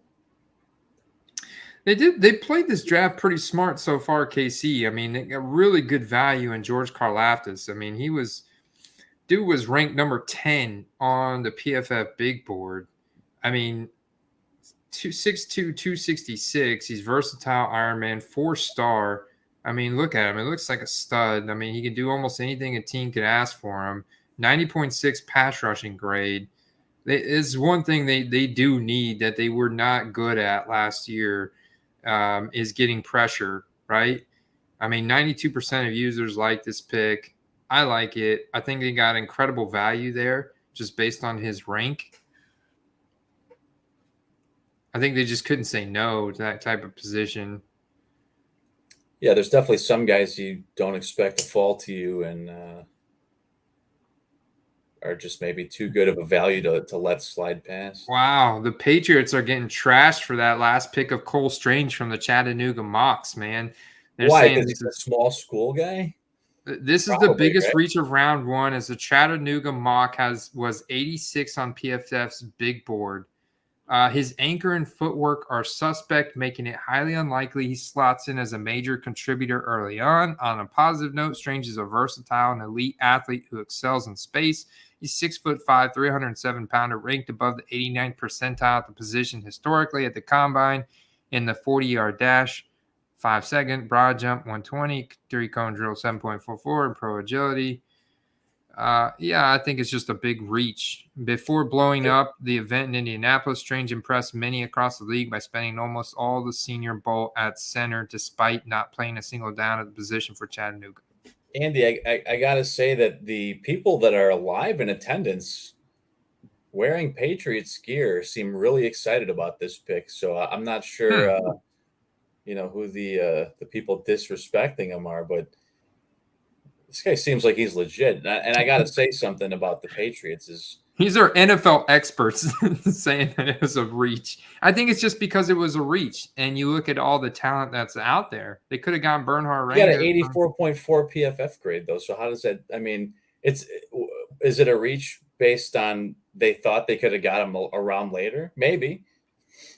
Yeah, because they had him that he's not skilled enough to get drafted at that spot. Maybe. Yeah, not. They had him ranked at number 86 overall. And they just felt that there was some things that were very suspect about his game. Like, what if Tom Brady got drafted in the second round instead of like the end of the draft? Would they have called it a reach?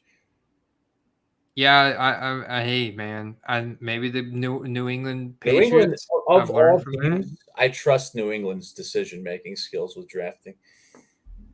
It's a good, valid point. I'm not going to argue it. Kansas City Chiefs have picked again.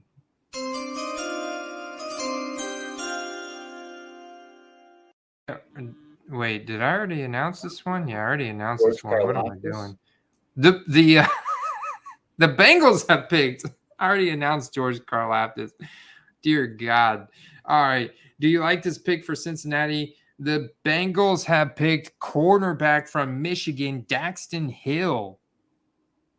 What? Daxton Hill, 6 foot, 191 from Michigan. Oh, cornerback. Corner, You said yes. quarterback. I was like, your jaw almost hit the floor, right? Wow, okay. man. They went with the defense here. 5-star recruit, has the coverage skills and range to excel in modern two high shell defenses, which is very popular. Two high safety shell defenses is very popular in the NFL. Something I'm sure Cincinnati runs a lot, especially, against those kind of offenses that they play a lot.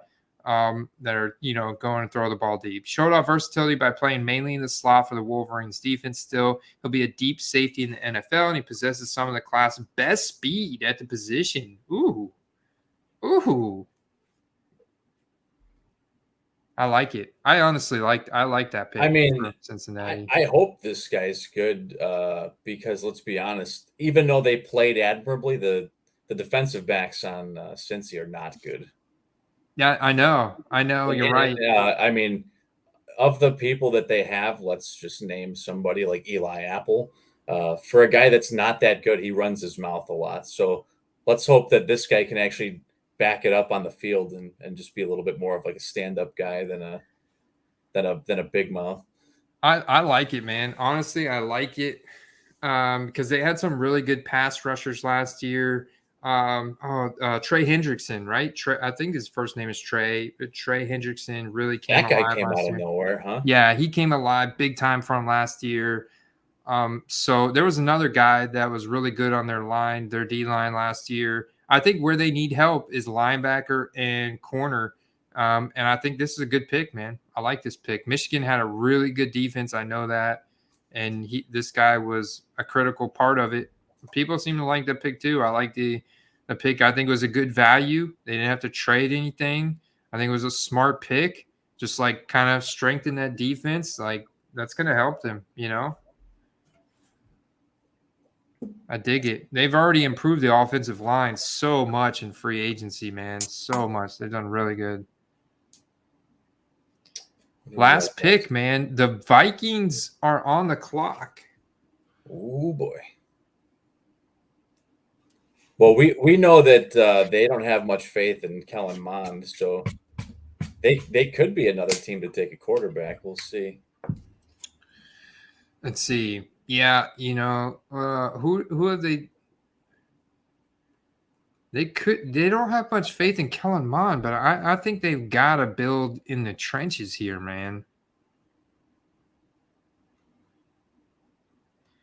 That's right. They traded out earlier. Yeah. Those stinkers, they traded out earlier, man. So here they are. Is good. I mean, Cousins might be the least appreciated good quarterback in the league. Dude, they've got to build in the trenches here because they traded out earlier. They've got needs at guard, center, edge rusher, corner. I mean, they got to build in the trenches, man. Got to do it. You got Bernhard Raymond still out there, tackle from Central Michigan, Nakobe Dean from Georgia, who we liked. Or did they add wide receiver depth at Sky Moore because Adam Thielen's getting old? I think Thielen can do what Thielen does for at least 2 more years, probably. You got Andrew Booth here. Actually, he's a good. He's a 5-star recruit. They have some respectable young guys at receiver that haven't really, given. KJ Osborne played well last year. Guy. I mean, he showed a lot last year, And then they have like Imar Marset and a few other guys. So, and they're getting Irv Smith back, who's a phenomenal receiver. 449 Todd. That will be published first thing in the morning, but I appreciate the shout out, man. I enjoy putting those articles together each week over on patreon.com/footballcards. I put an in-depth article out on a singular player and totally dissect them And then I also present all the auctions and buy it now opportunities that I find that I feel will be profitable. And I comp them out. So I put all that in written content over there. And that will be out in the morning, man. I can't leak that here on the live stream. It doesn't matter how many beers I drink, Todd, I can't leak it to you. You can DM me in the Discord though, and I'll give you my pick. I'll give you my pick for tomorrow. I appreciate that shout out, guys, that testimonial there. I'm glad you guys are enjoying that over there. I enjoy putting that out. Tylen Wallace as a I couldn't have foreseen the trade, but I did actually just pick up like 3 of his rookie ticket autos in a lot for like $6. So I'm hoping that does come to fruition. Nice, man.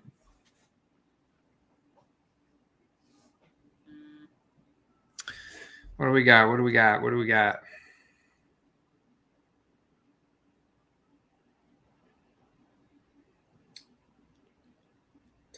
Where is my Bowman U? Shelly just tagged me in a comment. Somebody else got a Bowman U hobby box before me. It's Tops. Tops is giving away Bowman U hobby boxes, but still hasn't sent me mine. What the hell? Yeah, if you look at a bunch of the big content creator pages, they seem to all have gotten theirs, which is kind of par of the course, even though it's kind of maybe not fair, but it's messed up, man. I'm about to message the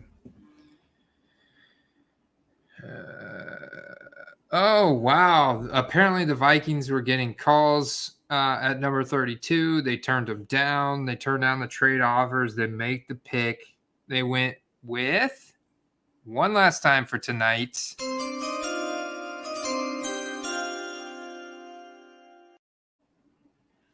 Georgia safety Lewis Klein as the first round comes to a close. Lewis Klein, safety from Georgia, which we knew they needed defensive secondary help. Like, that's a big need for them.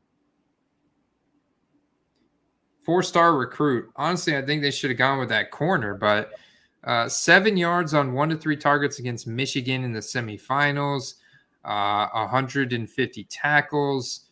Well, that was in high school. 2 PBUs against Clemson. I think that was the personal fouls. So, yeah, I don't know. No, don't quote me on that. But I thought that was 200. That's a good size, though. Yeah, 6'2", 200. I like it. Good value. Had him ranked at 26. Got him at 32. He's the biggest riser down the stretch from Georgia defense. He's one heck of a tackler for his career. He missed only 11 tackles on 159 attempts. That's good. Oh, yeah. They need guys who don't miss tackles in Minnesota. I feel like they struggled with that on defense. I feel like they always had like solid playmakers, and they were always like last year heading into the season, they were touted as having a much improved defense with better linebackers, better tackling, the whole 9 yards, and then they just don't execute as well. And the thing with Minnesota's defense is they're always thought to be like this elite defense, but over the past few seasons, like their defense got old. Right. And they never really cycled a lot of new talent in. So I think you're kind of going through that regrowing process right now.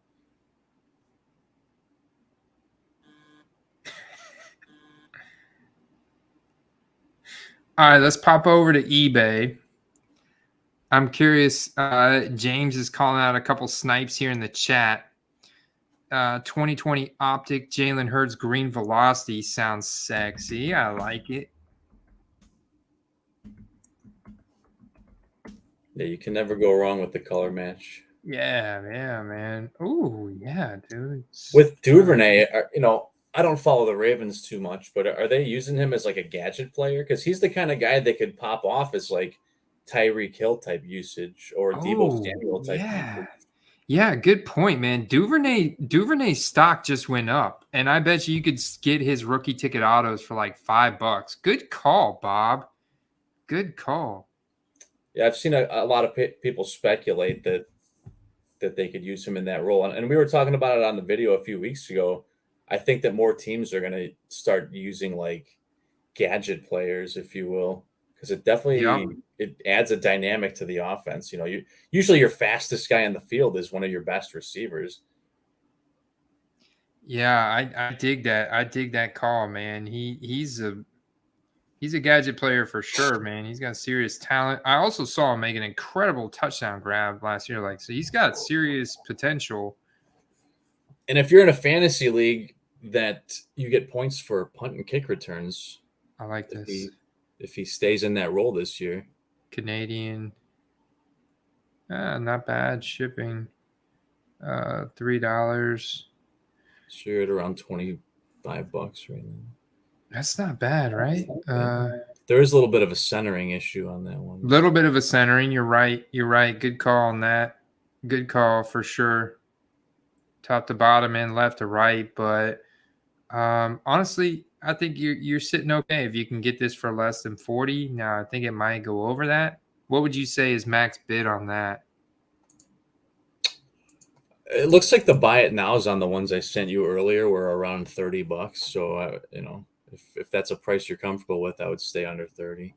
Let's check the Zach Wilson 2021 Zach Wilson absolute gold auto.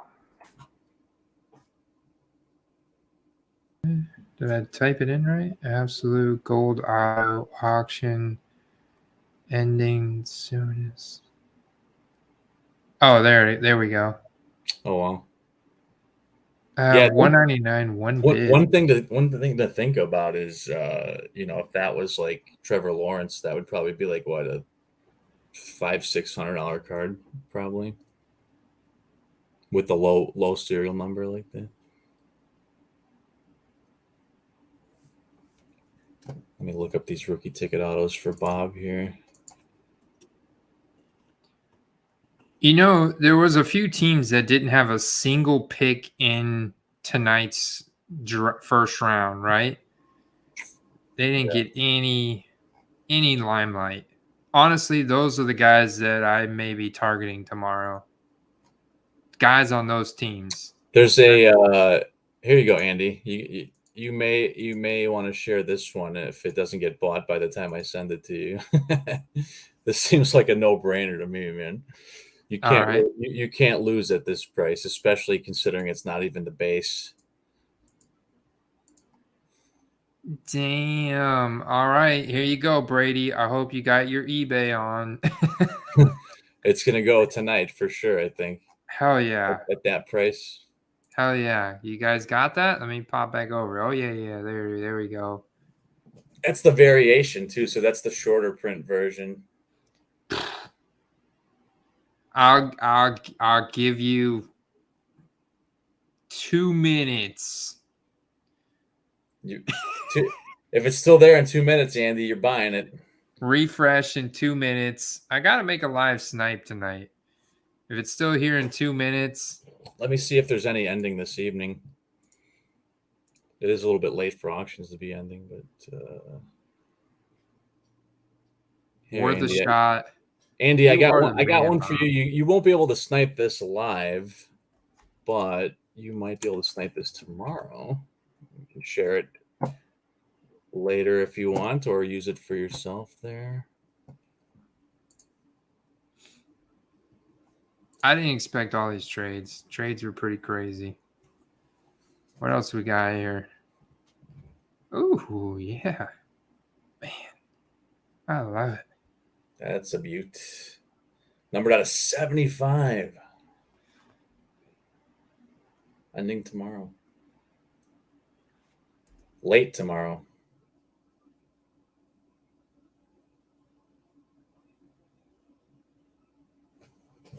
Oh, wait, it's 11 hours. I thought it said 1 day and 1 hour. Never mind. Ending early Saturday.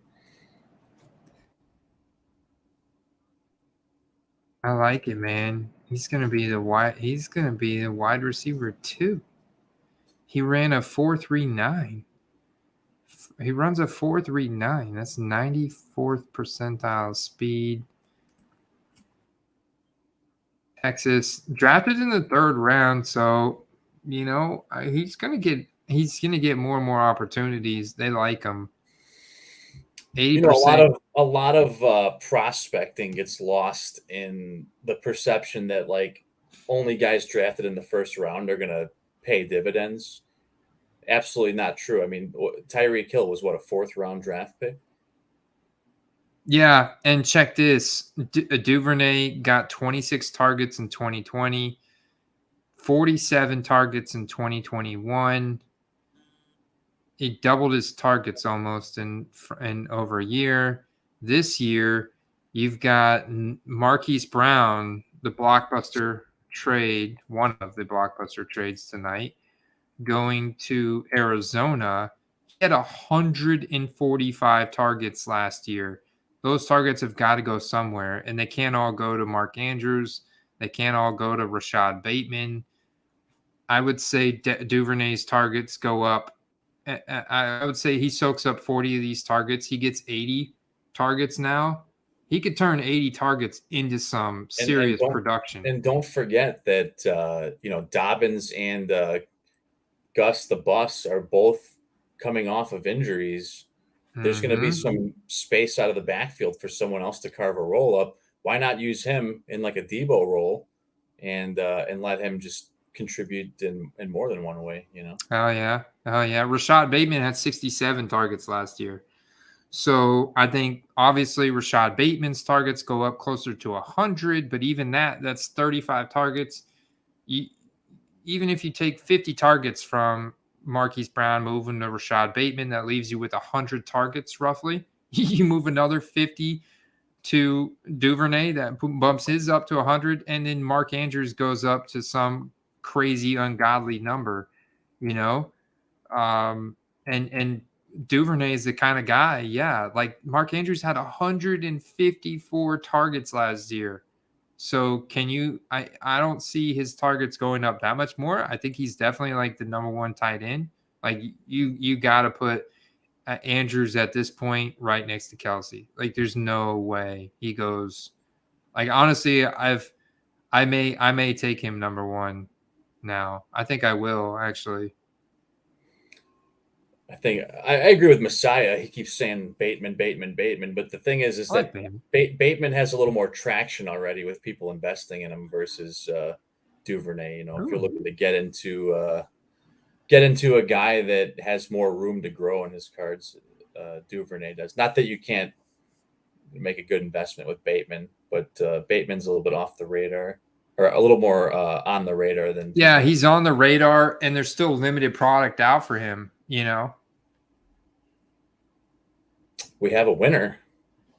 I know, man, dude. Shout out to 402. He is the man. He's already grinded the prop bet, and I'm surprised. It rained really hard here today. I was expecting to get the blaster box in the mail, but it's probably be here tomorrow. Several nipping at their heels at 11 correct. However, who's the winner?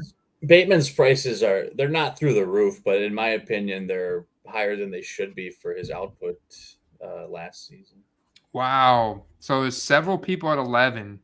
Had somebody get 12. That's not great, though. 12 is not great when you What was the number of questions again, Andy? How many questions was it? I got them all right here. There was 1, 2, 3, 4, 5, 6, 7, 8, 9, 10, 11, 12, 13, 14, 15. Actually, there was only 15 props. So, yeah, that's pretty good. 12 out of 15 AB. Hey, dude, AB's on a hot streak, man. He just won a $100 Herbert card for free.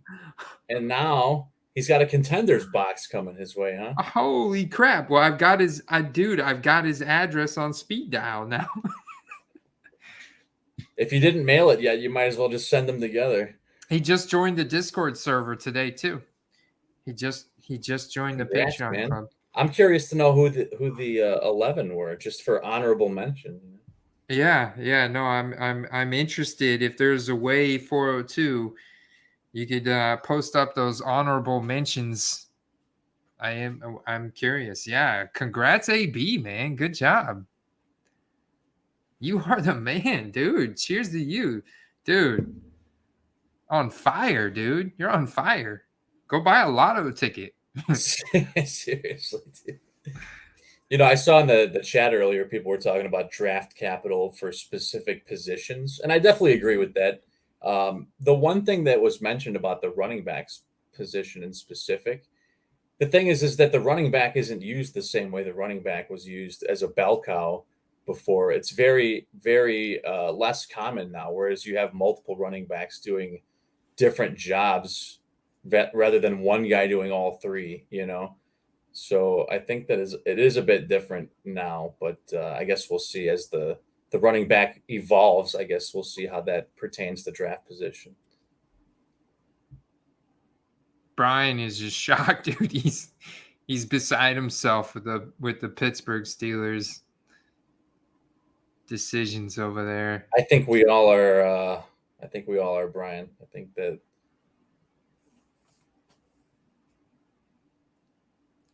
Yeah, Justin. Yeah, I know. I knew that the video I put out yesterday would be very, very short-lived.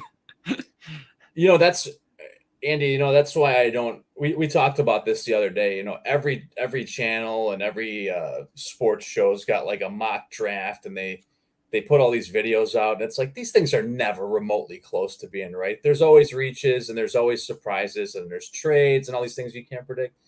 That's why it's like, I think it's more fun to analyze the teams and what their needs are and what trades they might make. You go a different route and cover some things that maybe don't get covered. Look at Philly. Like, how much greater of a position are they in now that they have two elite wide receivers on that team? You know what's crazy is Malik Willis was in the green room. Matt Corral was in the green room after talking to a bunch of coaches. Both those guys went out to Vegas. Were sitting in a room all night expecting to be drafted. The guy that turned down the invitation and stayed home, went to his own party, got drafted in the first round. Stud. Kenny Pickett, the stud.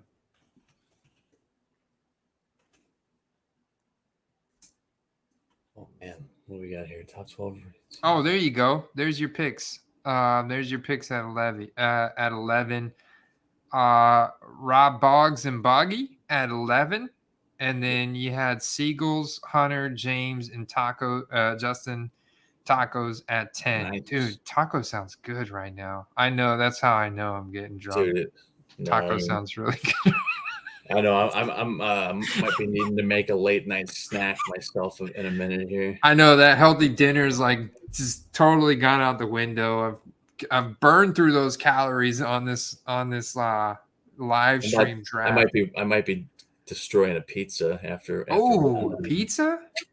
I don't know what I've got in there. I've got to go find something. Everybody's sleeping. I can't be making all kinds of ruckus and tacos do sound good. Yeah. Messiah, you 100%. 100%. Does what's that joint down by you that's so good that does the tacos? They have all the different hot sauces, Andy. What's it called? Tijuana Flats. That's the one. Tijuana Flats. Do they Uber Eats at this time of night? That's what I want to know. No, man, they're closed. They close on a weekday. They close at like 10. There is one that not too far from my house. They're closed. I love that. No, literally the only place I could get tacos from right now is probably Taco Bell. Maybe. That's a shame. Although when you're drinking, I guess you do what you got to do. You do what you got to do. But I'm not doing that, guys. Don't worry. I'm just probably going to, I don't know. I'll find something in there. Taco Bell relapse. Andy's going to wake up tomorrow feeling bloated, dehydrated. Bob Graff, we appreciate you, man. Oh, interesting true or false question here. The Jets had the best first round. A solid first round from the Jets. They did a lot better than what we were expecting. That's definitely a good take. I think that they definitely didn't do anything wrong. That's for sure. One thing I definitely want to point out is, the Bengals taking a positional player that they needed. I would say that going back the last 3 years, the draft's not even over yet, but the Bengals have made some history-altering draft picks. Burrow, Jamar Chase, McPherson, and we'll see who the guy out of this year's draft is going to be that makes that team what it is. I think this is the best draft the Jets have had in a long time. They got a guy that could potentially be the next lockdown corner in the league, Sauce Gardner at number 4 overall, right? And then they went with Garrett Wilson, who I thought honestly was the best looking wide receiver in this draft class at number 10. And then I know where'd they pick again?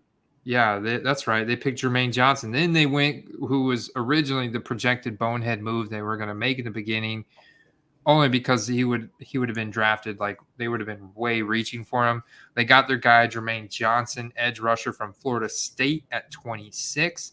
So they filled another hole there.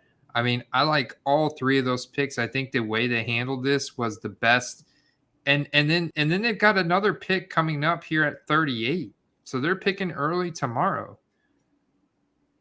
So what do they? Is the second round typically televised? I can't remember. I know it's televised. It starts earlier. It starts earlier. Honestly, I'd like to get on it. Dude, Derek, you're killing me, dude.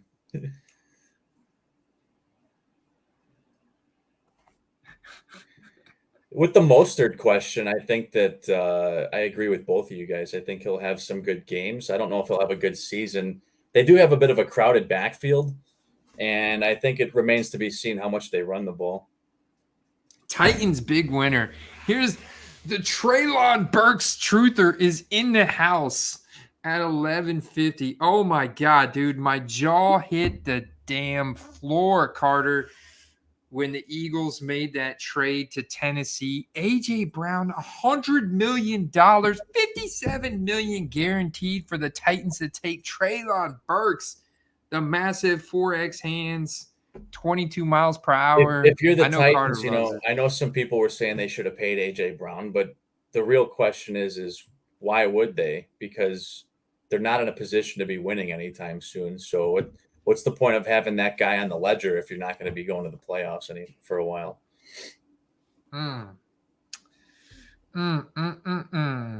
They just hit the reset button on wide receiver, man.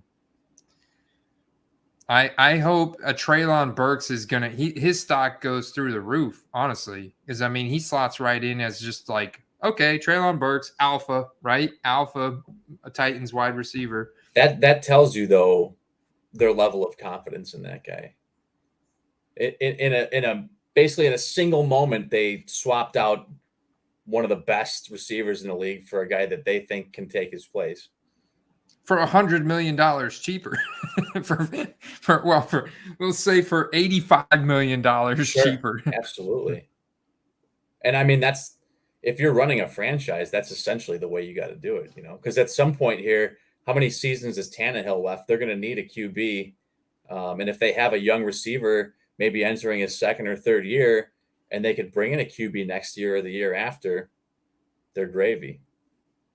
Yeah, that's true. And Derrick Henry's stock goes up because honestly, they're already a run first offense, but now it's going to be like, I mean, this is Derrick Henry's kind of like, would you say this is Derrick Henry's final hoorah? Like give the guy another 200 carries. Freaking let's go ham. 200 carries to set up the play action, get Treylon Burks open in space and let him do his thing. Yeah. I think Henry and whoever's behind him are going to get a lot of work. And I can't remember the dude's name behind him, but he's not like a huge name I could see them maybe taking a running back tomorrow or the day after.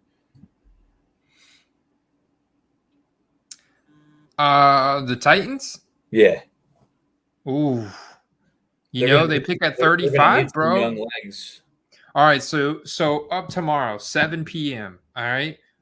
7 p.m. is bad time for me. I cannot be on here at 7 p.m., but I could probably get on here for a little while, right? After I get the kids in bed, probably around 8.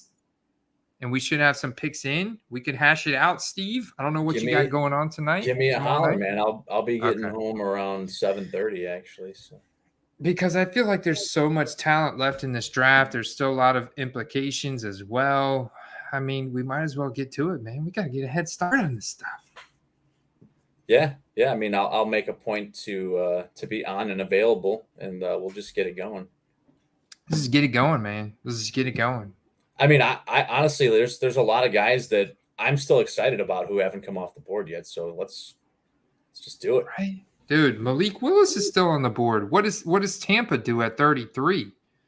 I mean, I think maybe they go Bernhard Raymond because he's still out there, but they also got some interesting. I like Andrew Booth from Clemson, man. I think that's a really interesting pick. I mean, I don't see we're definitely not drafting QB at all. Andy, what do you think about this? I mentioned it earlier, and I don't know that the Bucs will get it, that he'll make it to them, but the Trey McBride was rumored to be first-round talent. Now, whether he gets taken to the first round or not was a question. I think now it's not because the first round's over. But Gronk, who's not officially back with the team yet, who's injury-prone, nonetheless.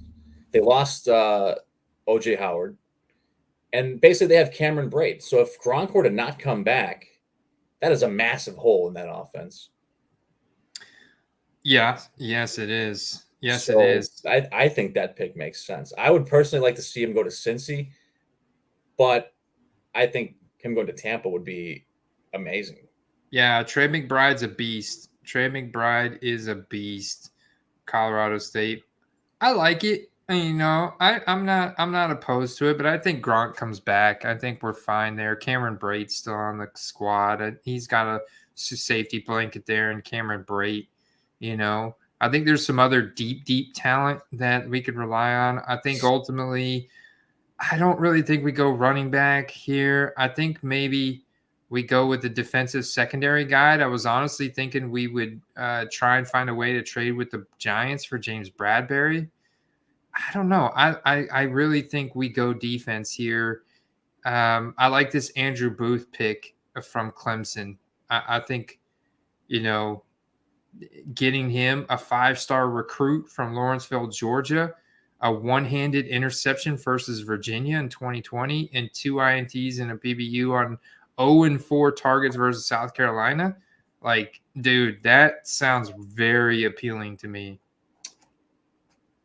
I don't know, man. This guy penciled down for Tampa. Let me see if I still got him here. It's either that. I mean, there's a possibility, though, we could go running back with Breece Hall and have the best. The guy that I would like to see Tampa take, and you should probably know this name, Andy, Dameon Pierce. Oh, I do know Dameon Pierce. He's a running back. A very interesting running back prospect. I think that he's one of those guys that'll outperform his ADP by a lot. And the nice thing about him is he doesn't have to come into the league and just come out swinging yet because he doesn't have to. He's got 2 capable running backs ahead of him. But I think that he'll have a good career in the league. He's got all the right skills to do it. Yeah, I can't remember. There was he the guy? Yeah, okay. He was the guy from the Gators. There was the one question about him that he was very good in pass blocking. Like the guy was very willing to pass block, which is good, right? In our offense. But I think we could snag him in like the 3rd or 4th round, honestly. Sure. Yeah, no, there's a lot of people speculating that his actual value is much higher than his estimated draft position. So it could be a guy that gets reached for, but again, they're not necessarily hurting at running back, but it would just be a guy that would be really good for them to have, especially if they can get him later on. And Josh, I'm with you, man. I have a lot of Vaughn stock in my portfolio here, and I'm a huge Vaughn guy myself. Yeah, any running back we add to the depth chart at this point, I think is gonna affect Vaughn's stock, but obviously Lenny is safe. He's kind of at his peak. I mean, I think you're gonna see his peak year out of the gate here this September. This is like, if you have Lenny from an investment standpoint, I'd be looking potentially even invest in him this offseason if we draft another running back. But I'd be looking to sell Lenny this September, October, potentially this playoff year. If he's healthy heading into the playoffs, he comes into form big time in the playoffs, and I would sell him this year because he's getting older. This is when I would sell him at the end of this year, but he's perfect for a win now scenario with Brady. I mean, just perfect. So the coaching staff rumored to want to run the ball more this year in Tampa. So that could open up a lot of opportunities, even if, I know Vaughn is kind of like in a back seat, but it'd be nice to see him as like a 1B rather than a 2A on that team. Yeah. Honestly, I kind of like your speculation about Tennessee drafting some running back depth behind Derrick Henry after him injuring his foot. And don't forget, they just traded. They got 35. They traded their 2020 running back to the Bears. So Devonta Foreman, and they pick at 35 with the trade with the Jets. So they've got a pick here. The Bucks, the Vikings. The Vikings don't go running back, do they? I mean, they've got two solid out of Madison, who's got the youth, and you got Cook still there. So, yeah, I don't think the Vikings do it here, especially with some of these defensive players still out there. So it's almost like, the Bucks, the Vikings, and then you have the Titans. What's interesting? The Giants pick at 36. What if the Giants, watching what the Titans do today, they trade Saquon Barkley, get Breece Hall at the 36, hit the reset button on running back, because Breece Hall, I mean, he looks freaking incredible. He looks like Saquon Barkley, just not quite as thick, but he looks just as I mean, dude, he looks so freaking good all around, dude. I mean, I can't. Like, I watched all kinds of his film the other night, and I mean, just looks so good. Next level, right? But not like quite as like thick and massive as Barkley at his size. What if the Giants trade Saquon Barkley at 36 and go Breece Hall there? I don't know. Just a thought. It's one of those things where if they do improve the quarterback play, it'll take a lot of pressure off of Saquon to necessarily have to be elite. I think that he just needs to take less hits. It wouldn't hurt them to have a second guy running the ball. Or if you're just going to hit the reset button and send them to a contender and maybe get some draft capital this season, it wouldn't be the worst thing.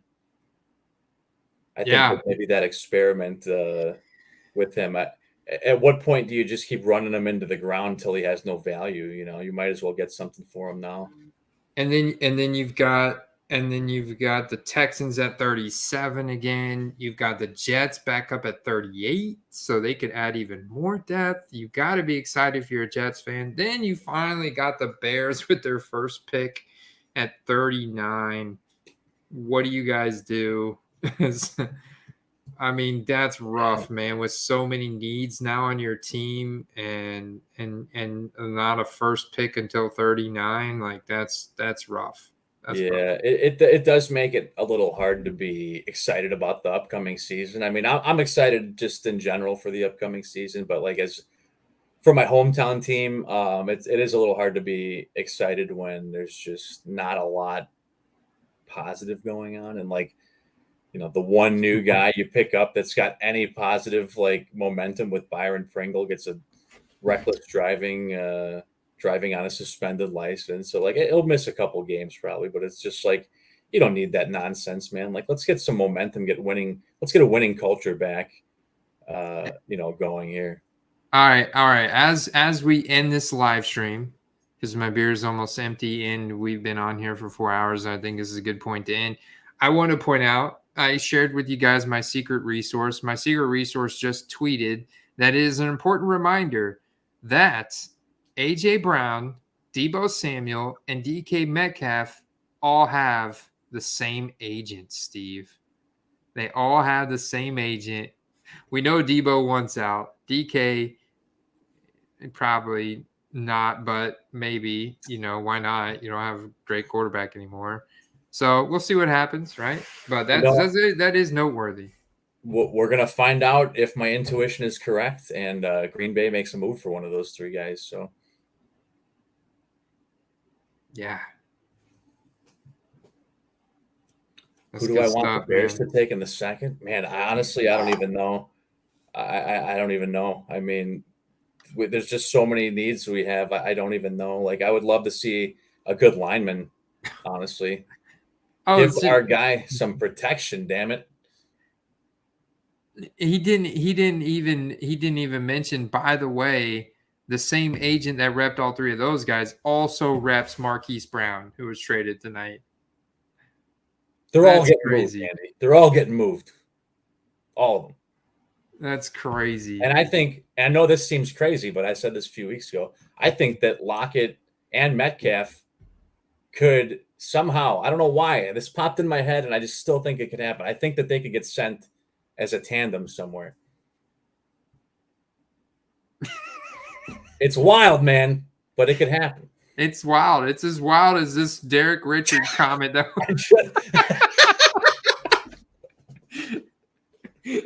Oh, man. Oh, God. Now, that could be the wildest thing in the draft tonight, man, right there. All right. Woo! Brian. I think at 11:03, it's pretty safe to say that most of the youth aren't watching anymore. So yeah, no, that's good. I'm glad the youth went to bed. Honestly, it's good stuff. All right, guys. Good first round, man. Whew. Good stuff. All right. Yeah, man. Andy, I don't know about you. This was a lot of fun. It didn't seem like 4 hours, man. It was just seemed like a good old time with your friends talking football. Yeah, man. It did. It was good. It was good, man. Let's do it again tomorrow night. Well, I'll make sure to be at least 7 coffees deep for tomorrow evening again. So yeah. I might be drinking coffee tomorrow evening. Let's go. All right, guys.